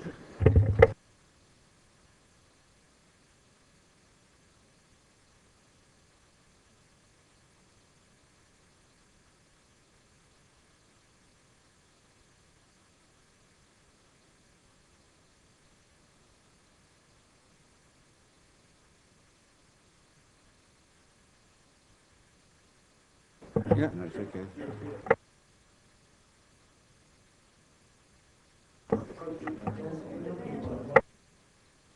Mine is on.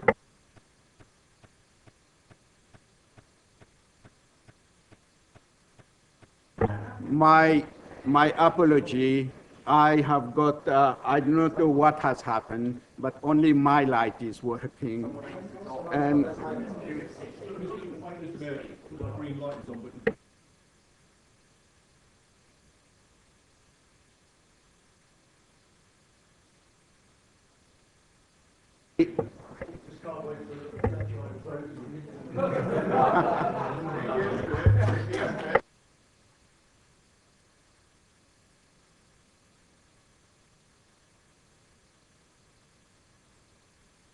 Councillor Burgess.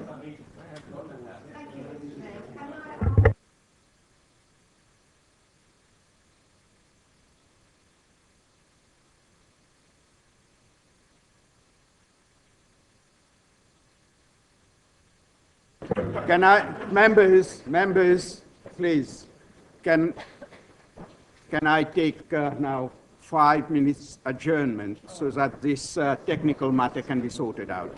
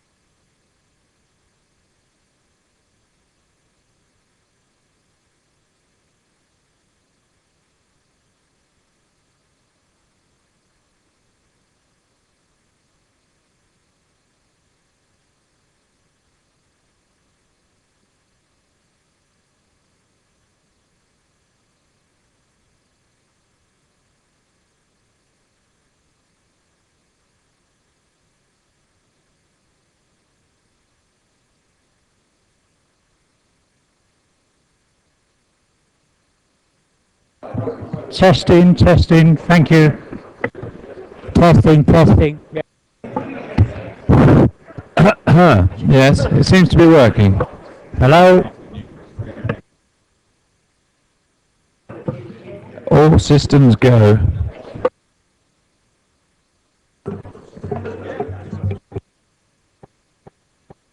Yeah, okay.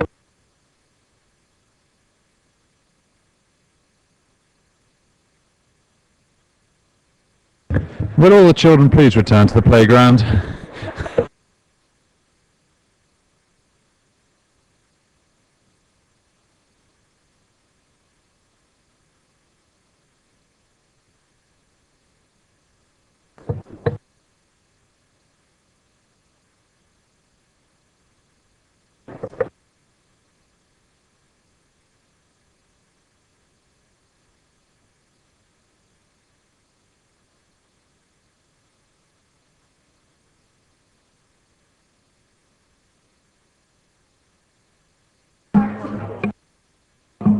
I've been back.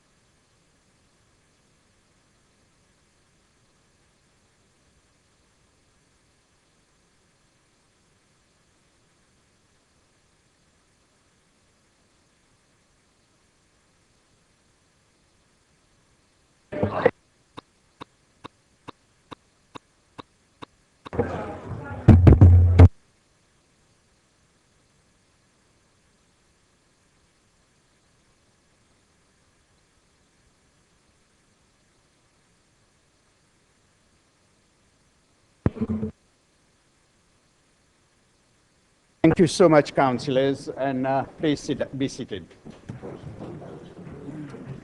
Our chief executive has got an announcement.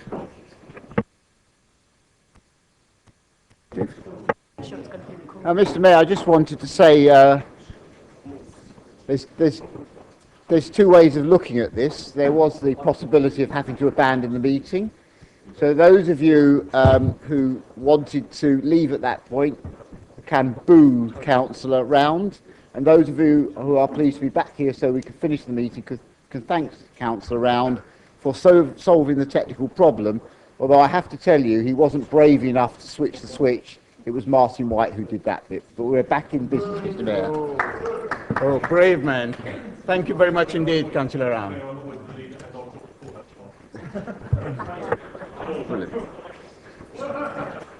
Yeah.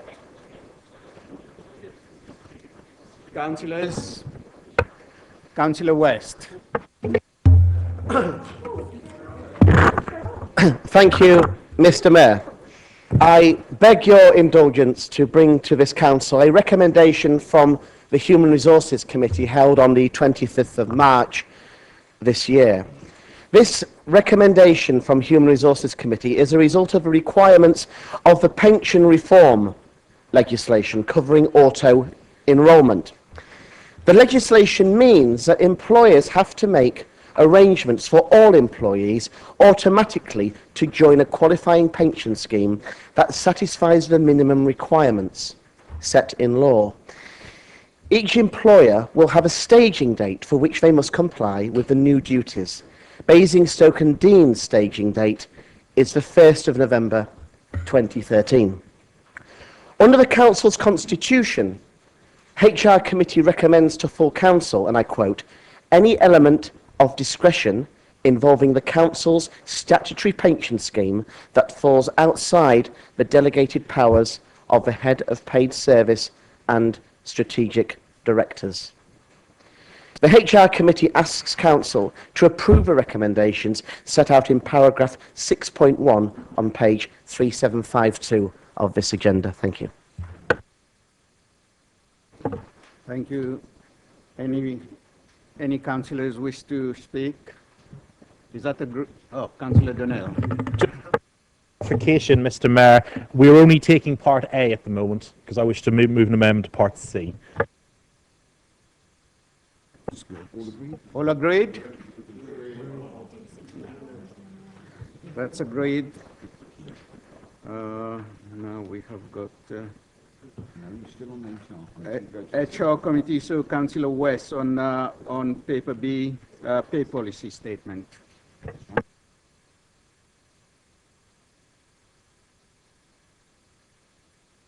Thank you, Mr. Mayor.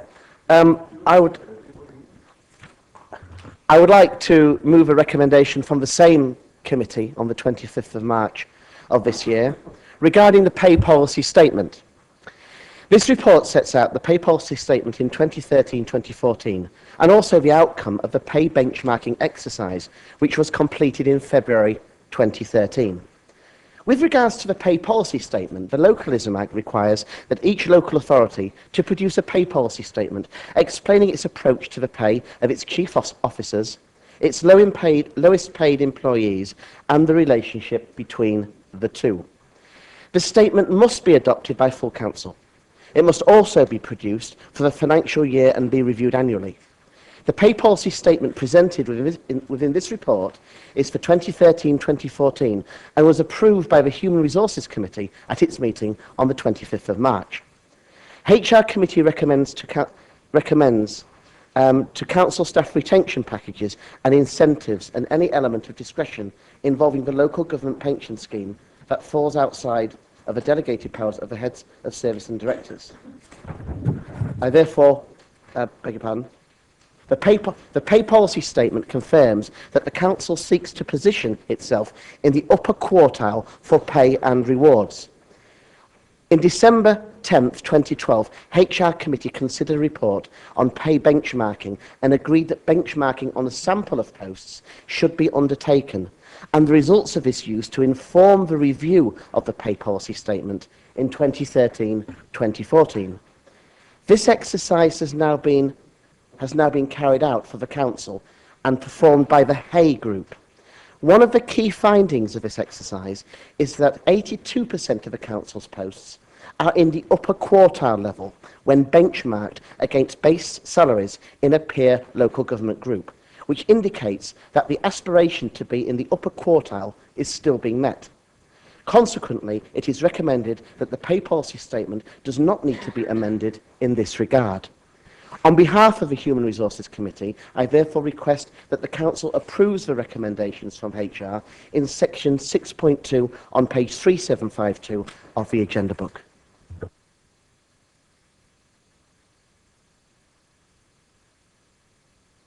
Councillor Burgess.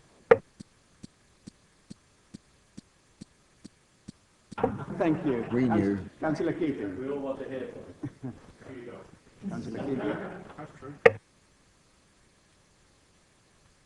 Thank you, Mr. Mayor. I spoke on this subject at the last annual council meeting, and I said a number of things.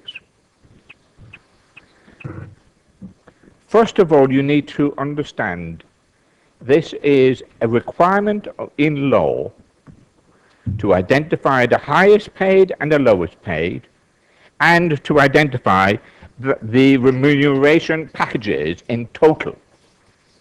This particular document that you're looking at confuses percentages with actual figures and takes out of the equation the lowest paid employee.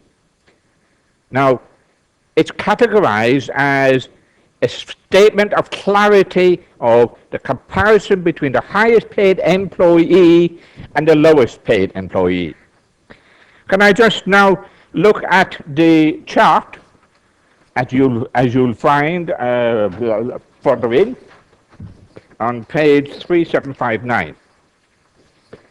I looked at that and I was confused. And I'll tell you why. Because in the annual accounts that were published in July last year, the chief executive, his pay and all the allowances was quoted as 143,546, i.e. £143,000 and not £128,000. Now that's a statement of fact. This is from the annual accounts last July. This is from the Human Resources a couple of months ago. Which is more reliable? I suggest the annual accounts. They've been approved. Now, you then come to why they're different. I know why they're different.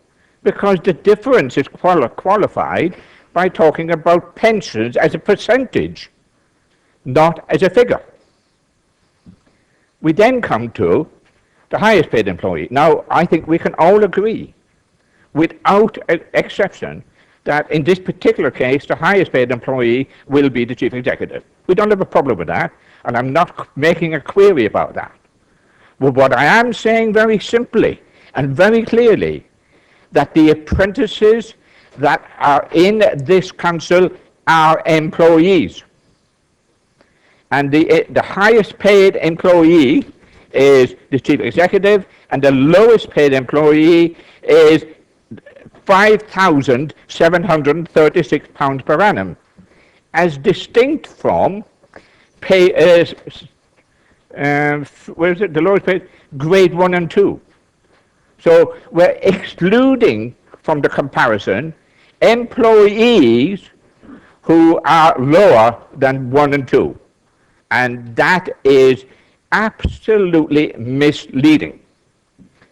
And if you then equate the two, say, and the ratios between the highest paid and the lowest paid, you get a totally different figure if you put in the actual facts, the actual numbers, and classify them all as employees. So I regret that my intervention last year did not work. But I can assure you, if it doesn't work this year, I'll be back. I'll be back, and I can guarantee you, until such time as we do what the legislation requires: openness, clarity, comparison employee versus employee. On the basis of what I just said, Mr. Mayor, I regret to have to say I reject this particular document, and I ask the council not to adopt it. Remember, financial accounts is being published and accepted. This hasn't. Be careful. Thank you. Thank you. Councillor Parker. Thank you, Mr. Mayor. I think we're still on 6.2 pay policy statement. I wanted just to, the recommendation, which is 6.2.2, and just, I have no issue with the delegated powers going to the head of human resources. But Mr. Mayor, I'd like to think there's no mention here, and maybe it was itemised in the committee, that there would be some register, some means of recording any minor amendments that are made, and what national pay policy statement triggers that amendment.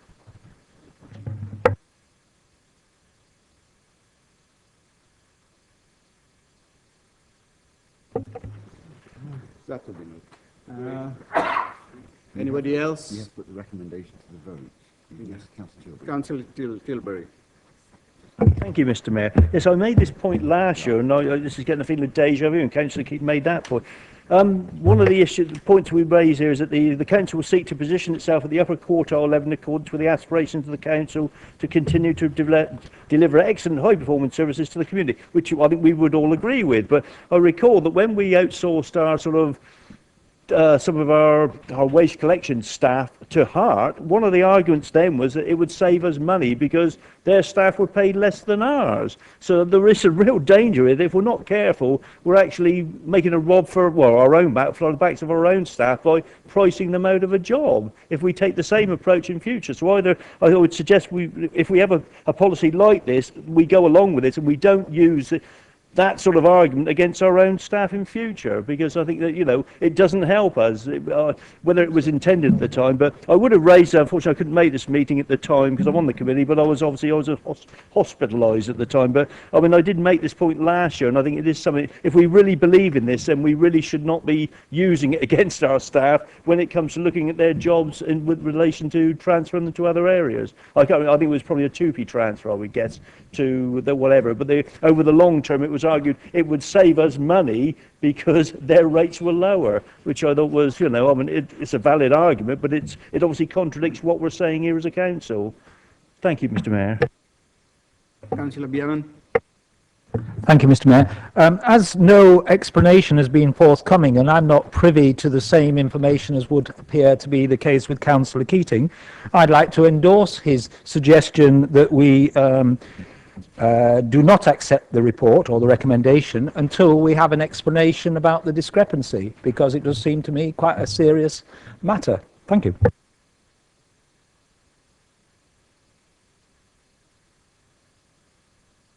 Well, there is a recommendation in front of us, and we have to vote. So can I call on, sorry? Yes, you can. Yeah, can I call on members to vote, please? Those in favour of the recommendation? Yes.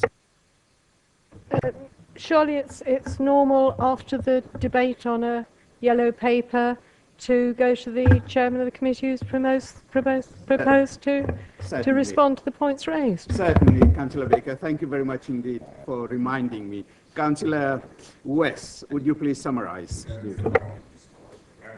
I will respond to the points raised as best as I can, Mr. Mayor, but it has to be realised that to bring a technical point regarding discrepancies with figures to full council with no notice, without giving us any opportunity whatsoever to consult with officers, doesn't put me in the strongest position to comment on this. But I will comment on it in a moment, the best way that I can, regarding the issue of apprentice pay.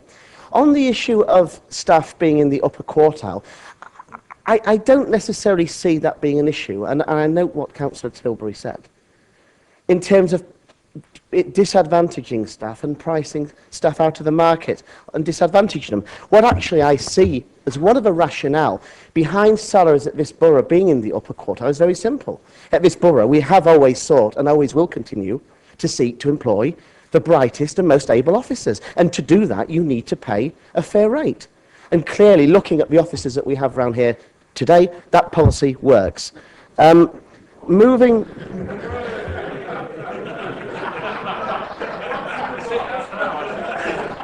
Councillors, come on. In answer to Councillor Keating's, how many minutes have I got left? Good. In answer to Councillor Keating's point and the request from Councillor Mrs Baker for me to expand on the issue, I will do so the best that I can with no officer guidance present and with zero notice of this question. What I'd like to say is that there are currently 4 apprentices employed by the council, 2 in community services operations, 1 in council tax and 1 in IT. They have separate pay arrangements and are not part of the council's pay structure. The apprenticeship pay structure has been in place since January 2010. Now, I know that Councillor Keating raised this concern last year, and this noted. And what I'm trying to do is to address that concern and the concern that he made tonight.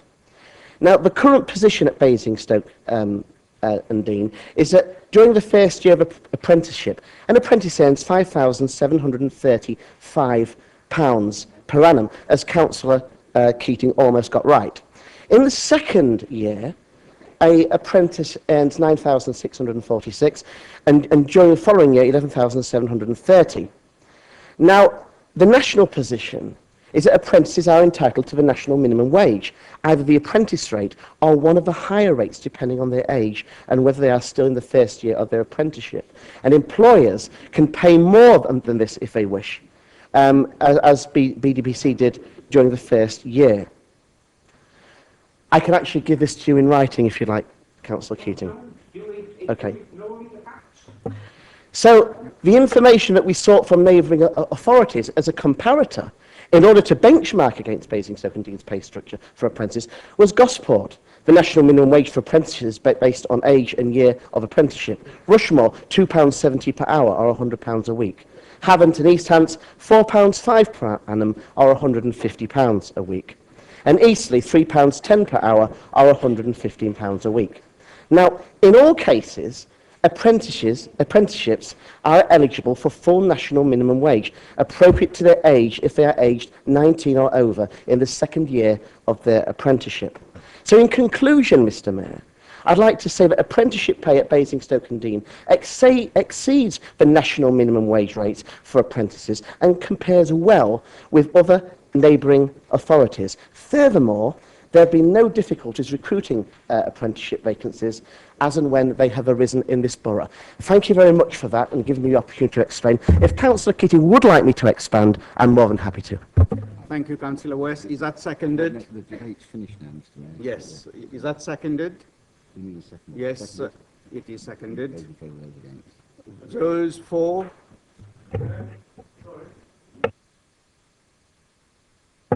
I've had no response with regard to my request.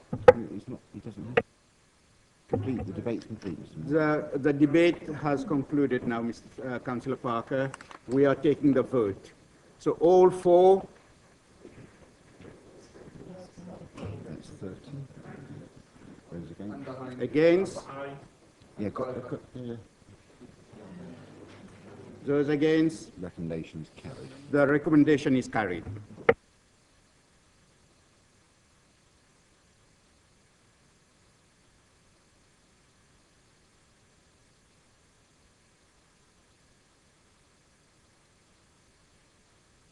Review of the essential car user scheme. Councillor West.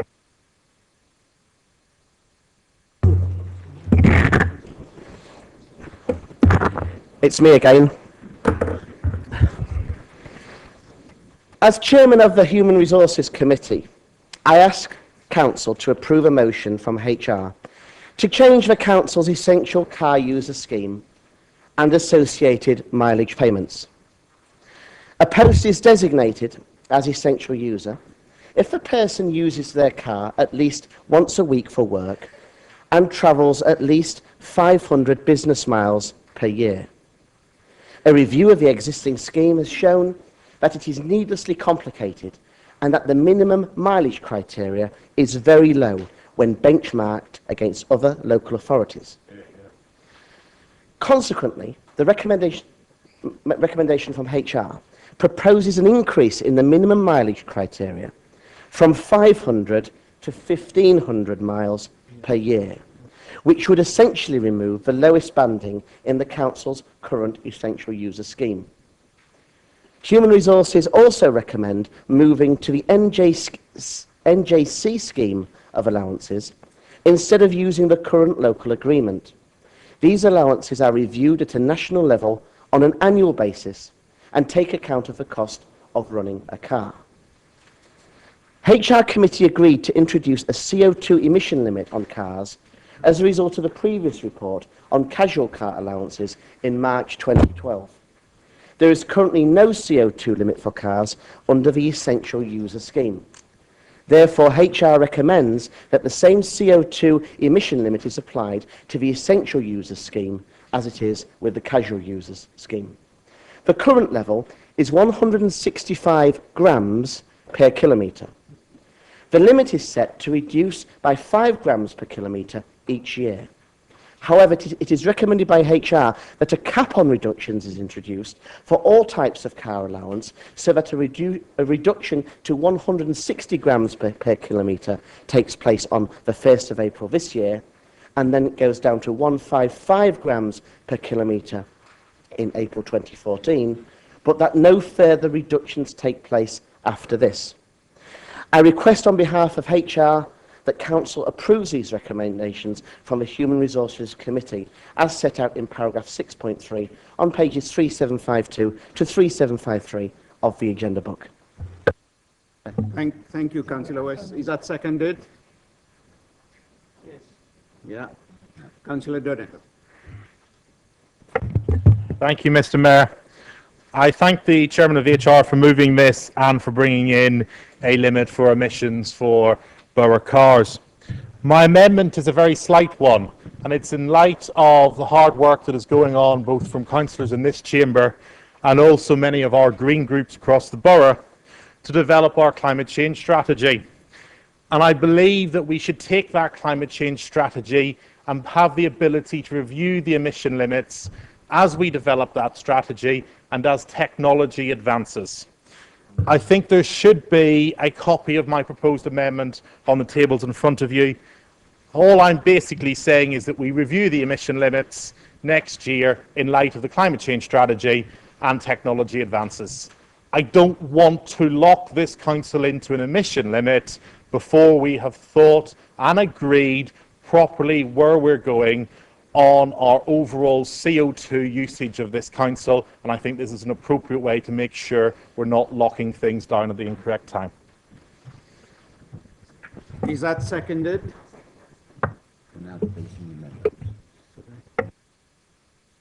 Now we are going to debate the amendment. Mitchell? Yes, I suppose. I was actually going to question something in the original, in the main text, but I think it's still valid, so I think it can be said here. It may be that there's something behind this which I'm not familiar with because I haven't had a chance to study the background documents, but when we say increase the minimum mileage criteria from 500 to 1,500 miles per annum, am I right in assuming, and maybe the Chairman can answer this in summing up, that there's an underlying requirement which is based on the nature of the work? We shouldn't be giving somebody a mileage allowance simply because, or a particular car scheme or something, simply because they do this very small number of miles per annum on business. There should be a requirement which is to do with the nature of the task they're undertaking, which requires them to drive their car as a major part of their daily activities and work. If that's not the case, I would suggest that the Human Resources Committee might revisit the way this is done, because the fact that you're doing 500 or 1,500 miles an hour on company business, to my mind, doesn't require you to have an essential car. You're not an essential user unless that is the only way you can do your job. Thank you. Councillor Bierman. Thank you, Mr. Mayor. I was going to, in fact, second what Councillor Donnell has said. I think whilst this is not moving as rapidly as I would like to see it, it is going in the right direction. And the only reason I've continued to seek the opportunity to speak is that I think, going together with the amendment that Councillor Donnell has suggested, one also needs to amend paragraph C in front and delete the words is then capped at 155 kilograms with no further annual reduction. Otherwise, it doesn't make sense of the bit that he's saying, which is that you review it. If it doesn't, if that's not readily accepted, then I would like to come back when we've done the first bit and move that as a further amendment. But it seems to me the two things belong together. Mr. Mayor, I'm happy to accept that amendment to my amendment. That's very helpful, Councillor Donnell. No one to speak. Councillor West. Thank you, Mr. Mayor. Regarding the two comments made, I'll deal with the one by Councillor Mitchell first, in terms of the actual number of miles versus the actual need to have the car for the job. A lot of this comes from the independent audit and report which is done for us as a borough council by South East of England employers. They benchmarked our essential car allowance scheme against others in other local authorities, and they found this to be absolutely generous, to the point of being over generous, and therefore it was recommended that we move into line with what has become the norm throughout the UK. I appreciate that there may be some cases where officers would potentially make small journeys, but even if you look at 500 miles, that equates to 2.1 miles a day. So I believe that the 1,500 mile figure is an appropriate figure for us to use. Now, regarding Councillor Donnell's suggested modification, the point I'd like to make on that one is that obviously this report, which is coming from HR, talks about ceasing to reduce the kilogram per kilometre level from the 1st of April 2014. So after the 1st of April, we don't then keep taking 5 grams. We don't keep taking emissions lower and lower and lower every year ad infinitum. One of the rationale behind that was very simply because it was deemed not to be fair on some of the officers with older cars, because older cars tend to have higher emissions, and it would force some of our officers with older cars into an unfortunate position where they wouldn't be able to claim the allowance because their cars wouldn't have low enough emissions, but on the same token, they wouldn't be able to afford to buy a car which has those lower emissions. Okay, so it's an issue of affordability. So on the issue of fairness, it was felt to go in that direction. I hope that clarifies the rationale behind that. So I'm going to now put the amendment to the vote. All in favour? That's agreed. That's carried. That becomes part of the substantive recommendation. Now this becomes part of the substantive recommendation. Is that agreed? Agreed. Thank you.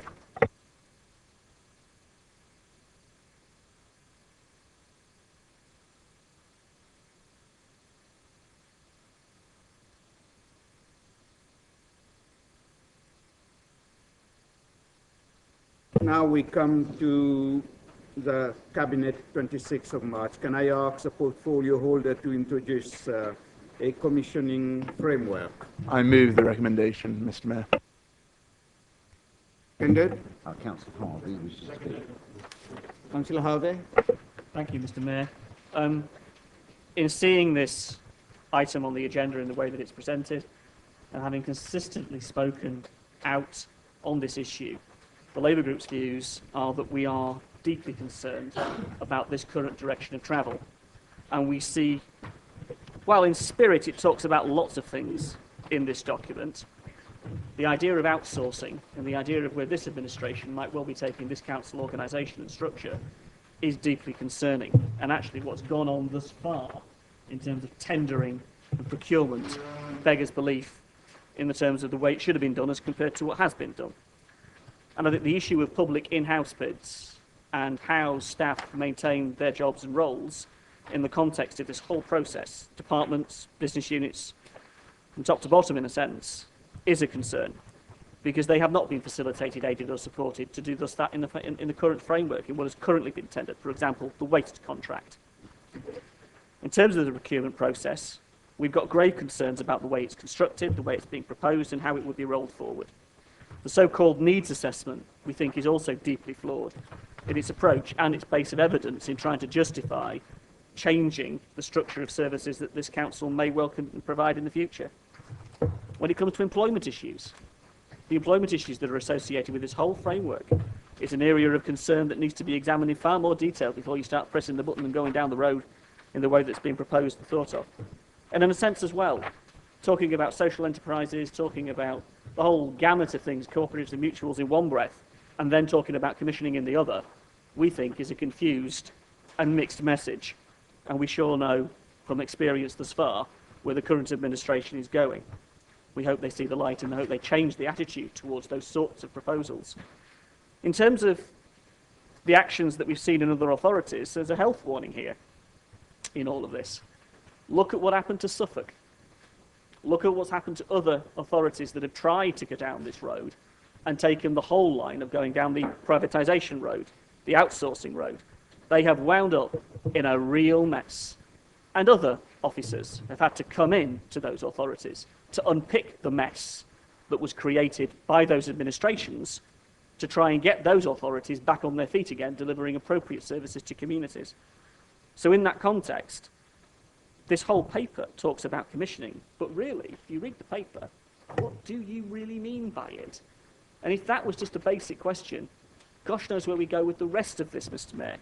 So from a Labour Group perspective and looking at the detail of this, there are some serious issues that need a far more clarity and far more understanding before you really start to press the button on this and trundle down the road to outsourcing this council's services. Councillor Regan. Thank you, Mayor. And many years ago, and it is many years ago, when I was an apprentice, that's when you had proper apprenticeships. You learned to trade for 5 years, went to college, and you didn't stack shelves and Tesco's. But it was a proper apprenticeship. Anyway, I mixed with quite educated, self-educated working class men, and one gave me George Orwell's 1984 to read, and I read about Newspeak, one thing meaning another. And then later on, I was fortunate enough to go to college in Oxford. That's Ruskin College, a trade union college, not the posh boys one. But so it reminds me where you say one thing and another. You know, I read there Politics in the English Language by George Orwell, a wonderful piece of how politicians sort of hide things in different language. It reminded me when I was a trade union official in the civil service. I said to a high-ranking director, I said, "When's this office closing?" He said, "It's not closing, it's shutting." So that reminds me of commissioning. Brings me that. Commissioning, you can't say privatisation or outsourcing because it's got such a bad name now, isn't it? I mean, my colleague, Councillor Harvey's pointed out experiences in other councils. So you can't say it, so you call it commissioning. But it all goes back. I can all trace it back to the 1980s and start with neoliberalism. Economic policy started to bite. And it was always to dismantle the state, dismantle local authorities, and bring in privatisation. Nicholas Ridley said it. He said, when he was at the DTI, the late Nicholas Ridley, he was a friend of Margaret Thatcher's, yes, and you'll agree with his policy. He said, there is no need to have councils or local democracy. It is just for the councils to meet once a year to award contracts to private sector. That's all needed to do. No commitment to, so they agree with it. Yeah, they agree with it. Councillors, No, please. so there is no commitment to public service, and certainly no commitment to public service ethos. The policy is simple. It's just the end piece of 30 years of economic failure of an economic policy, and that's what happens when you apply the same language. George, you want to hide one thing, another called welfare reform, new poor law. You demonise the unemployed, even though this week unemployment went up above 2.5 million. But you call them scroungers, skivers. That's the Tory language, and unfortunately with the Liberal Democrats as well. So, but the commissioning is really another way to hide 30% cuts in local government expenditure, when it's really needed now to boost employment and services. Commissioning will lead to the demise of the voluntary sector. No voluntary sector is going to get this work. It's all going to be Serco and Capita and all the friends of this lot who are going to get the contracts. So it'll be the demise. And also pay terms conditions being driven down, and pensions by the old 30 years of economic policy. I'm unfortunate New Labour is up to some of it, but there's no mention anywhere in this paper of public service ethos. It's just full of nonsense. But it hides what George was saying, one thing meaning another. It's the demise of public service and public service commission. Commissioning will mean, if it's brought in its full effort, it'll be the further end of 30 years of what Councillor Leake wants, is demise of public service and public provision. So I say reject this policy and let's bring back public service. Thank you. Councillor Donnell. Thank you, Mr. Mayor. I'm sure the Labour Party didn't mean to cast any aspersions against our waste operatives and the fine service they're doing it. But for the record, I think that our shared service with Hart and our private sector contractor delivers a cracking good service for Basingstoke, and we should be very careful in what we say, that we don't cast any aspersions on them.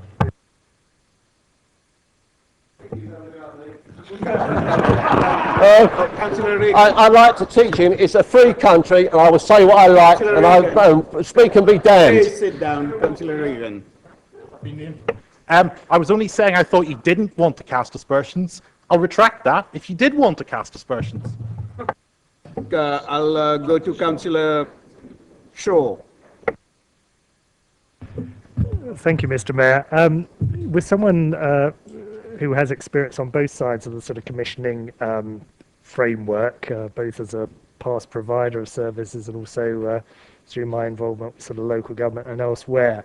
The issue I have with this particular document is really just its incredible vagueness. And I think, different people can read different things into different sections, and those who would favour, a complete commissioning out of absolutely every single activity could probably point to some clauses within the document, and those that favoured cooperatives, mutuals, could probably point to others, and a third group that really wanted to maintain things in-house could equally probably find some solace in sections elsewhere.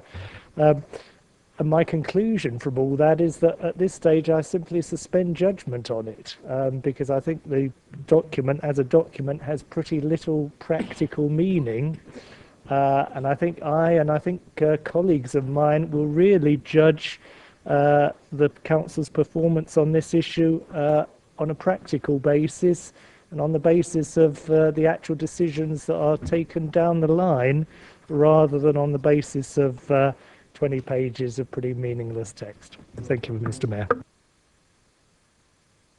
Councillor Mitchell.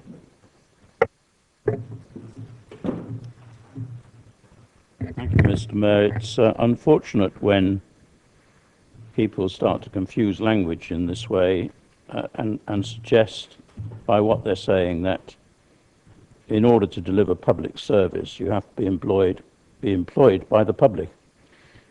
In the public sector. It so happens that across this borough, and certainly across my own ward, others may have different experiences, a much higher proportion of service to the public is provided by people who are not employed in the public sector. and a very high proportion of that is supplied by volunteers who are not paid by the public sector, who provide their services enthusiastically and willingly and to a very high standard without any public support of any kind whatsoever. So we shouldn't confuse public service and the spirit and enthusiasm of public service with the need to be employed in the public sector.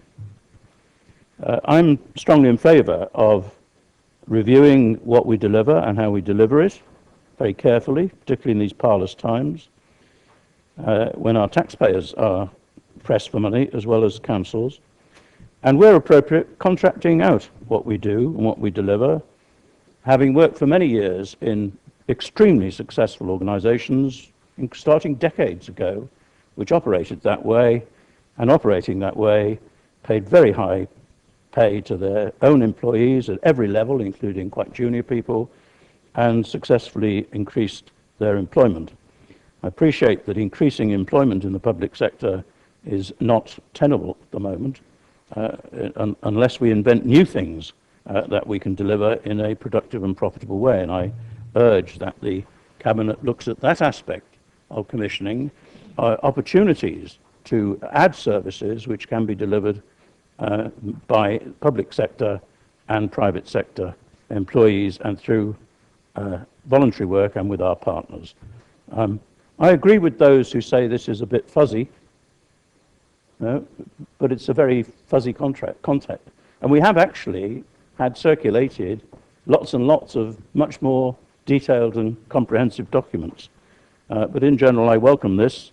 The only concern I have, and the Chief Executive won't be surprised to hear me say this because I've said it to him in meetings before, is that when you're contracting out anything other than very simple and straightforward things, it requires very specialist skills in all sorts of ways, negotiating, relationship building, and so forth.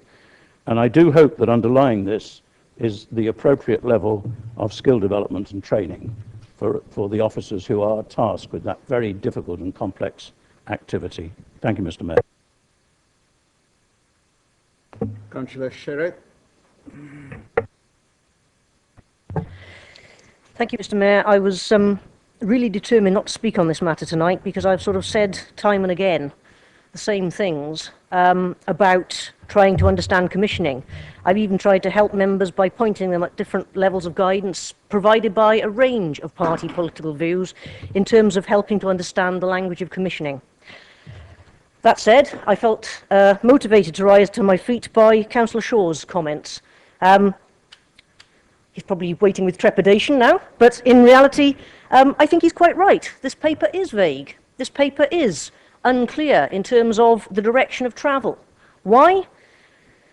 Because it provides a range of options that says, if we look at, on an evidence base, the priorities for how we deliver our services, that we provide the right solution for the right service based on evidence, not rhetoric, then that's what we're about to do in terms of getting the best solution.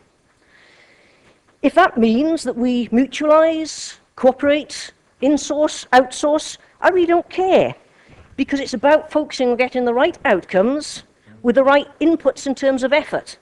Yes, that means we have to upskill some of our officers, and actually we already have. A commissioning team within this council who over the past 12 months have worked tirelessly to put themselves through continuous professional development and training courses in order to understand not just the rules of commissioning, but develop and share good practice with their colleagues across the council. We've got a lot more to do, but in reality, we made a hell of a good start at this in a very short space of time, and I don't want to detract from the efforts of our teams in doing that. So at the end of the day, it's not about rhetoric, it's about right outcomes for the right efforts. And as long as we reward people for making those efforts and delivering those outcomes, then actually I'm kind of agnostic as to how we do it, because I'm more interested in delivering outcomes for the community than wondering about actually what we do internally. And I think we've got a good history of doing that. We've outsourced, insourced, reviewed, revised.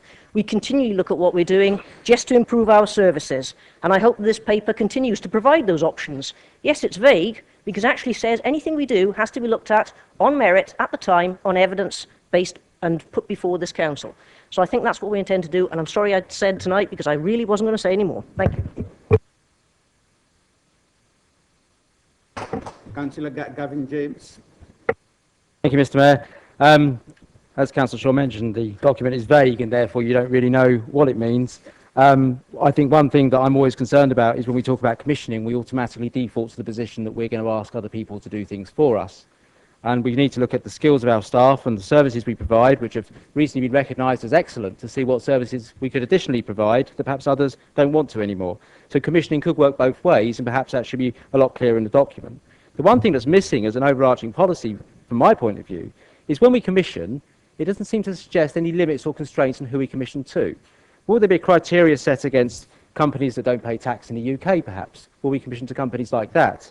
Companies that do work in other countries, regimes perhaps we don't support, carry out work in other places that we don't support, in places where human rights are abused, or perhaps they're based in those countries. That doesn't seem to be that doesn't seem to be mentioned, and I think when it comes to commissioning, that's possibly the most important thing, is to actually limit who we'll work with, because I hate our taxpayers' money be funding an organisation that doesn't have the same human rights respects as we have.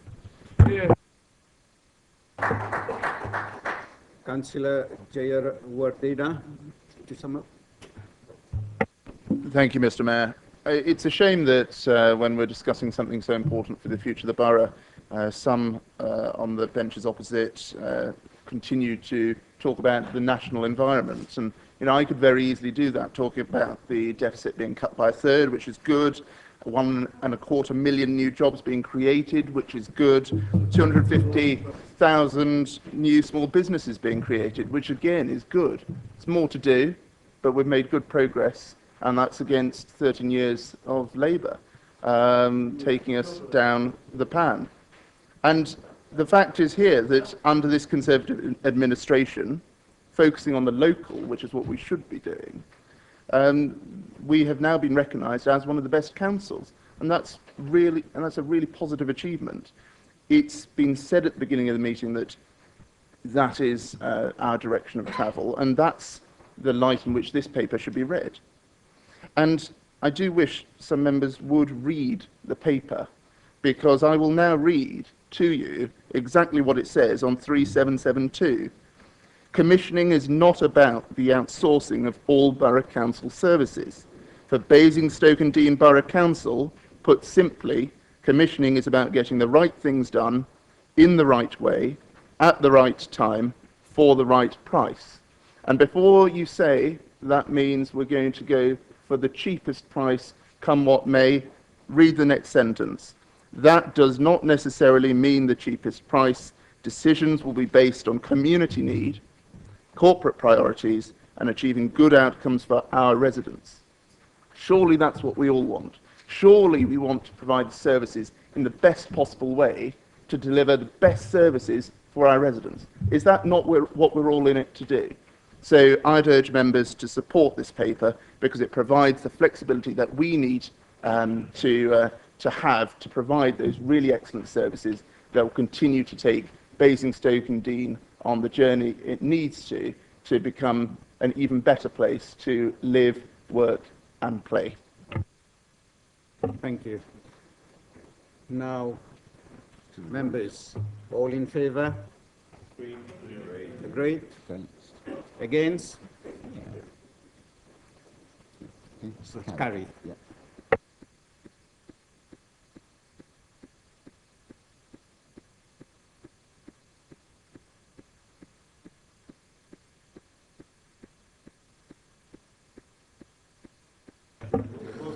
Licensing Committee, Mrs. Taylor, on A, approval of sex establishment license. Thank you. Thank you, Mr. Mayor. Could I ask this council formally to adopt the sex establishment licensing policy and the statement of principles under the Gambling Act, which regulates all gambling in the borough? These have been through due process and they have been discussed, reviewed and unanimously agreed by the licensing committee, and I commend them to you. Thank you. Is that seconded? Councillor. Councillor Harvey, which one would you like to speak on? The first one. Thank you, Mr. Mayor.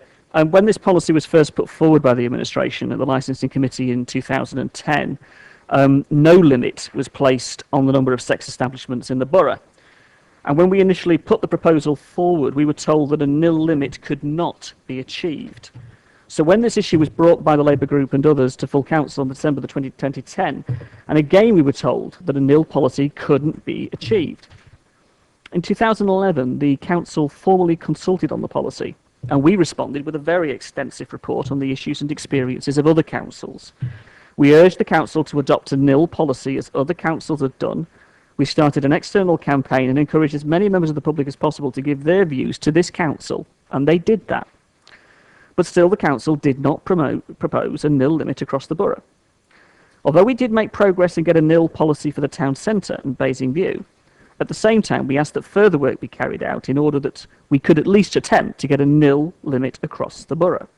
We haven't got there yet, but as a group we are monitoring this and what's happening across the country in order that we can bring back and continue the campaign for a nil policy across the borough.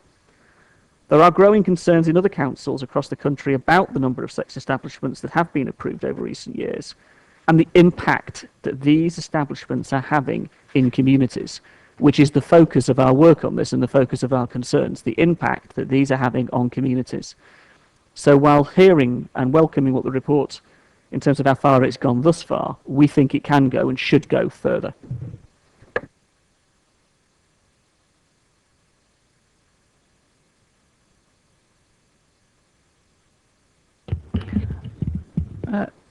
If that's the last speaker, if I could just respond to that, and if that's allowed. Thank you. Just in answer to the question that's just been put, in fact, this is the first sex establishment policy that we have had in this council. You don't have to produce a separate one, but we've chosen to do so. I'm not aware of any resistance there has ever been in the licensing committee to having a nil policy, and in fact, if we had had on the licensing committee our free choice, we would unanimously have a blanket nil policy across the entire borough. But we did seek legal expert advice on this because we wanted any policy that we had to be legally watertight and not subject to any request for a review.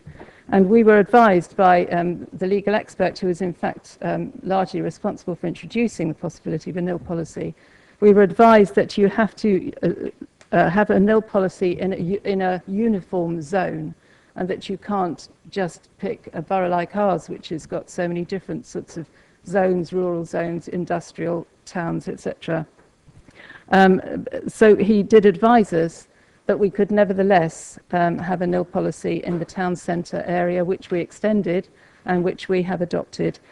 He also did make further suggestions whereby we could make our policy more robust. And I would just point you to page 3798 on your council papers, which says that the council has set a formal nil limit for certain areas of the borough as set out in section 5, which is the town centre area.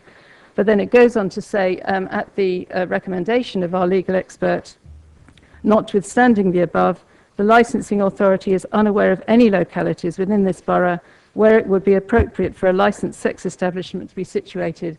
At this time, we believe that this is as robust as we can get, but we are obviously looking at the outcome of these nil policies in other areas, and we will be reviewing it in due time. And I commend this policy.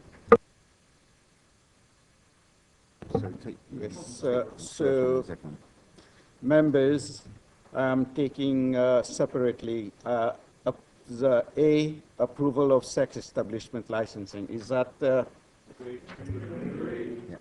Now I'll take the second one, which is a review of statement of principles under the Gambling Act 2005. Is that agreed? Thank you.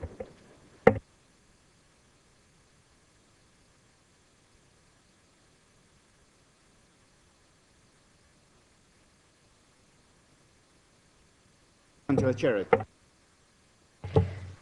Thank you, Mr. Mayor. Just to introduce the paper as per the order paper, page 3847 of the agenda papers, although I understand there are some tabled amendments this evening, so perhaps we should hear those first. Yes, Councillor Keating.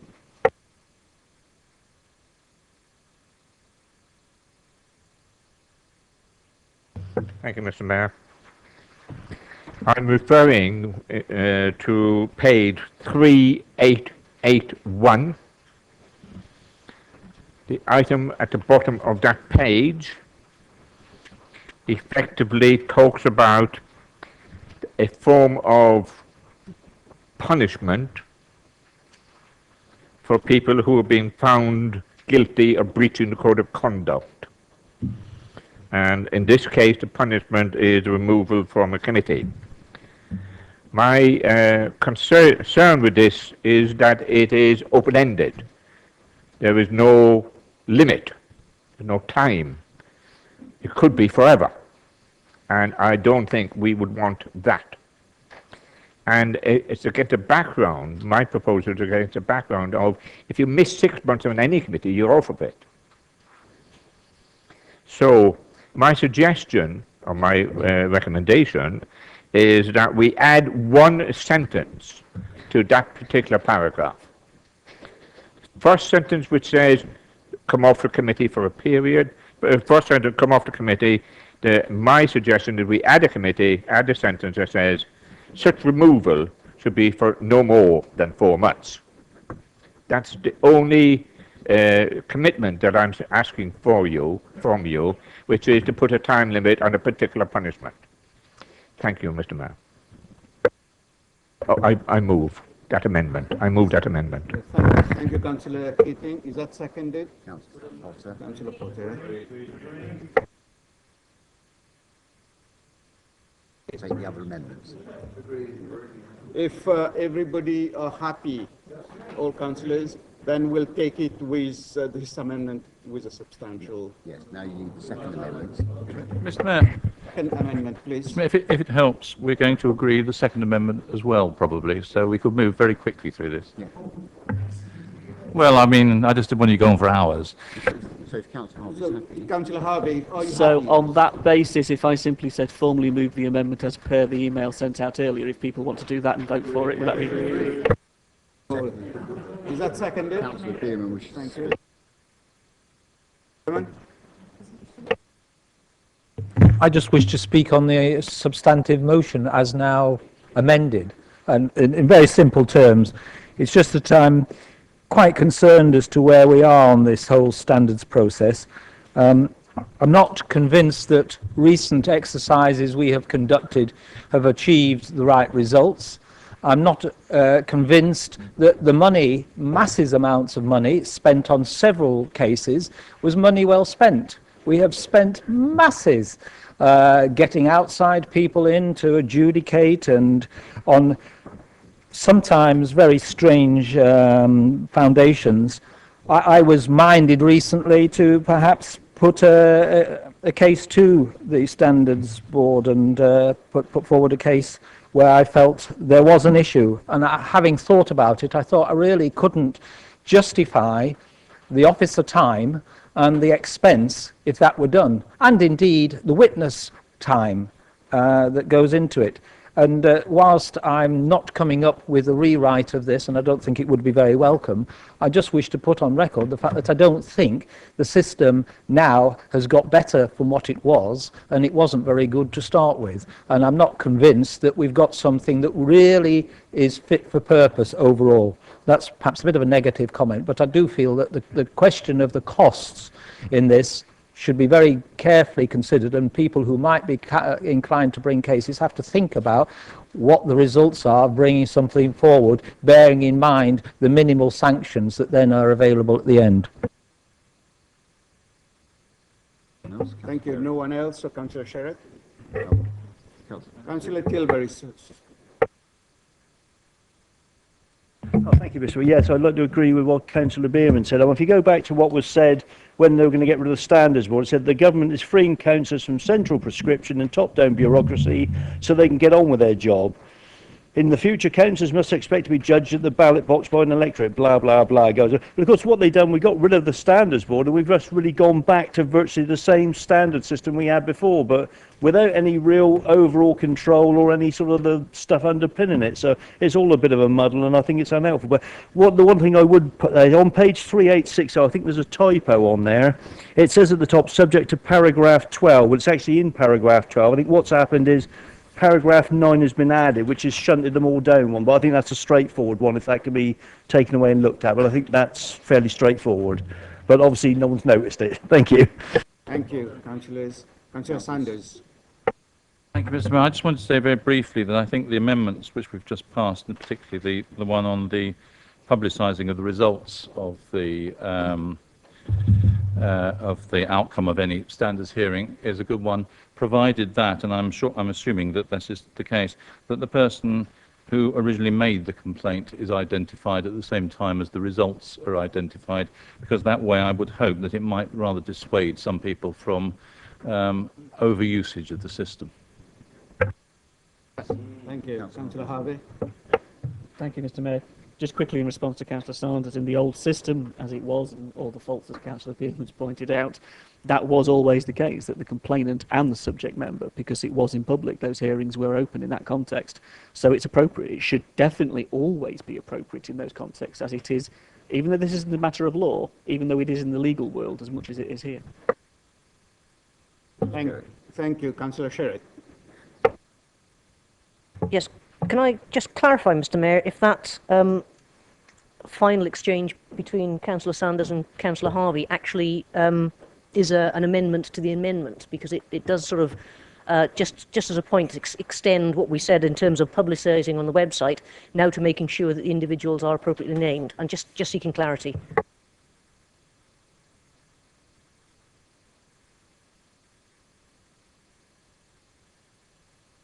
Everybody happy with Fine, just making sure we're clear what we're talking about. Thank you.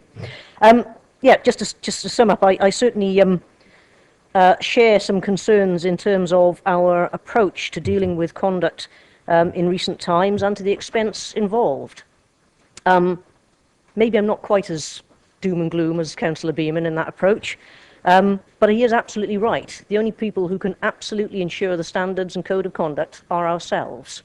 And it doesn't matter what's written down in this paper or any other subsequent paper, or in fact what happens with standards. We need to hold ourselves to account. And if we want to move away from the past behaviour and actually treat this sort of new code of conduct as an opportunity to start getting our house in order and treating ourselves with courtesy, respect, and holding ourselves to account, then that's something we all have to do. Not rely on what's said in bits of paper, but actually our conduct and our actions. And I think this is a chance for us to start again, a chance for us to think about the future and how we want to be seen by our members of the public.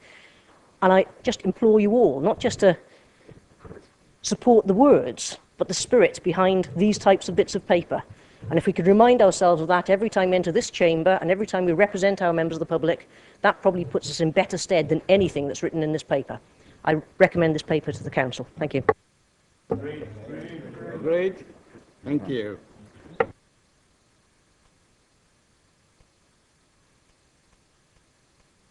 We have got no motion, so we go to the, we have got now item 18.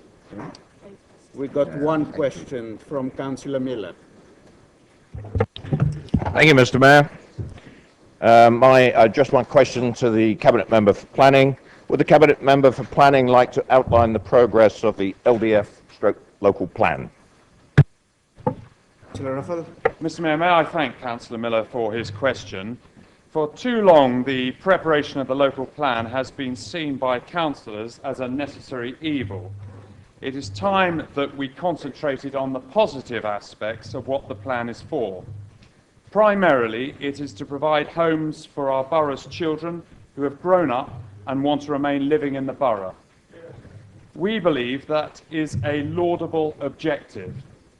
Strong communities are created where families stay in close proximity, support each other, and get involved in their local community. The main reason why our borough's population is increasing, and therefore new homes need to be built, is through its residents having children and living longer. That is good news for the borough's residents. And it is our job as elected councillors to plan for their future. I, like many councillors, rue the fact that our nation's population has increased significantly over the last decade through a mismanagement of our border controls. And I rue the fact I rue the fact that governments of all shades, if you listen, will force us to take our share of that increase. But it remains a fact that we will have to take a share, albeit that is a much smaller reason for the increase in population than the other main reason, and we will have to make a judgment on that in due course. Over the last year, the Planning and Infrastructure Committee has looked at different parts of the emerging local plan in detail. Over the past couple of months, the officers have been working hard to bring together all the evidence needed for our 1 minute, pre-submission Councillor. consultation on the local plan, which we put before the Council in the summer. Over the next month, you will see that have been laid out the various meetings that will need to take place. And following that, the Cabinet will make a decision, the matter will go to full Council, and there'll be public consultation thereafter. It's a challenging timetable, but with the cooperation of you all, I think we can achieve it. Councillor Miller, supplement.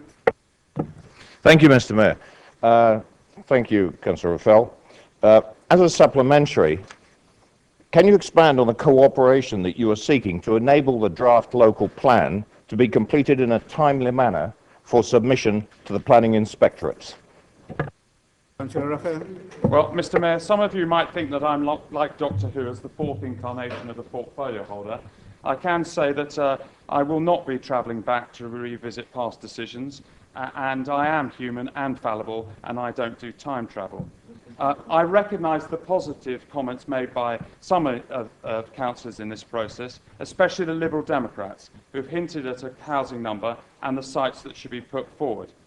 We have a lot of ground to cover, perhaps 9 months' work in about 9 weeks, so I ask for the support of all councillors in this process.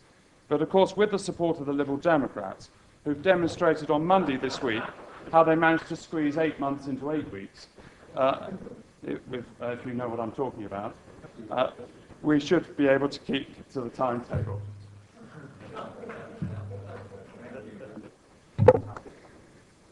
Now, item 19, we are to receive en bloc the minutes for reports of the following meetings, which you have all got in front of you.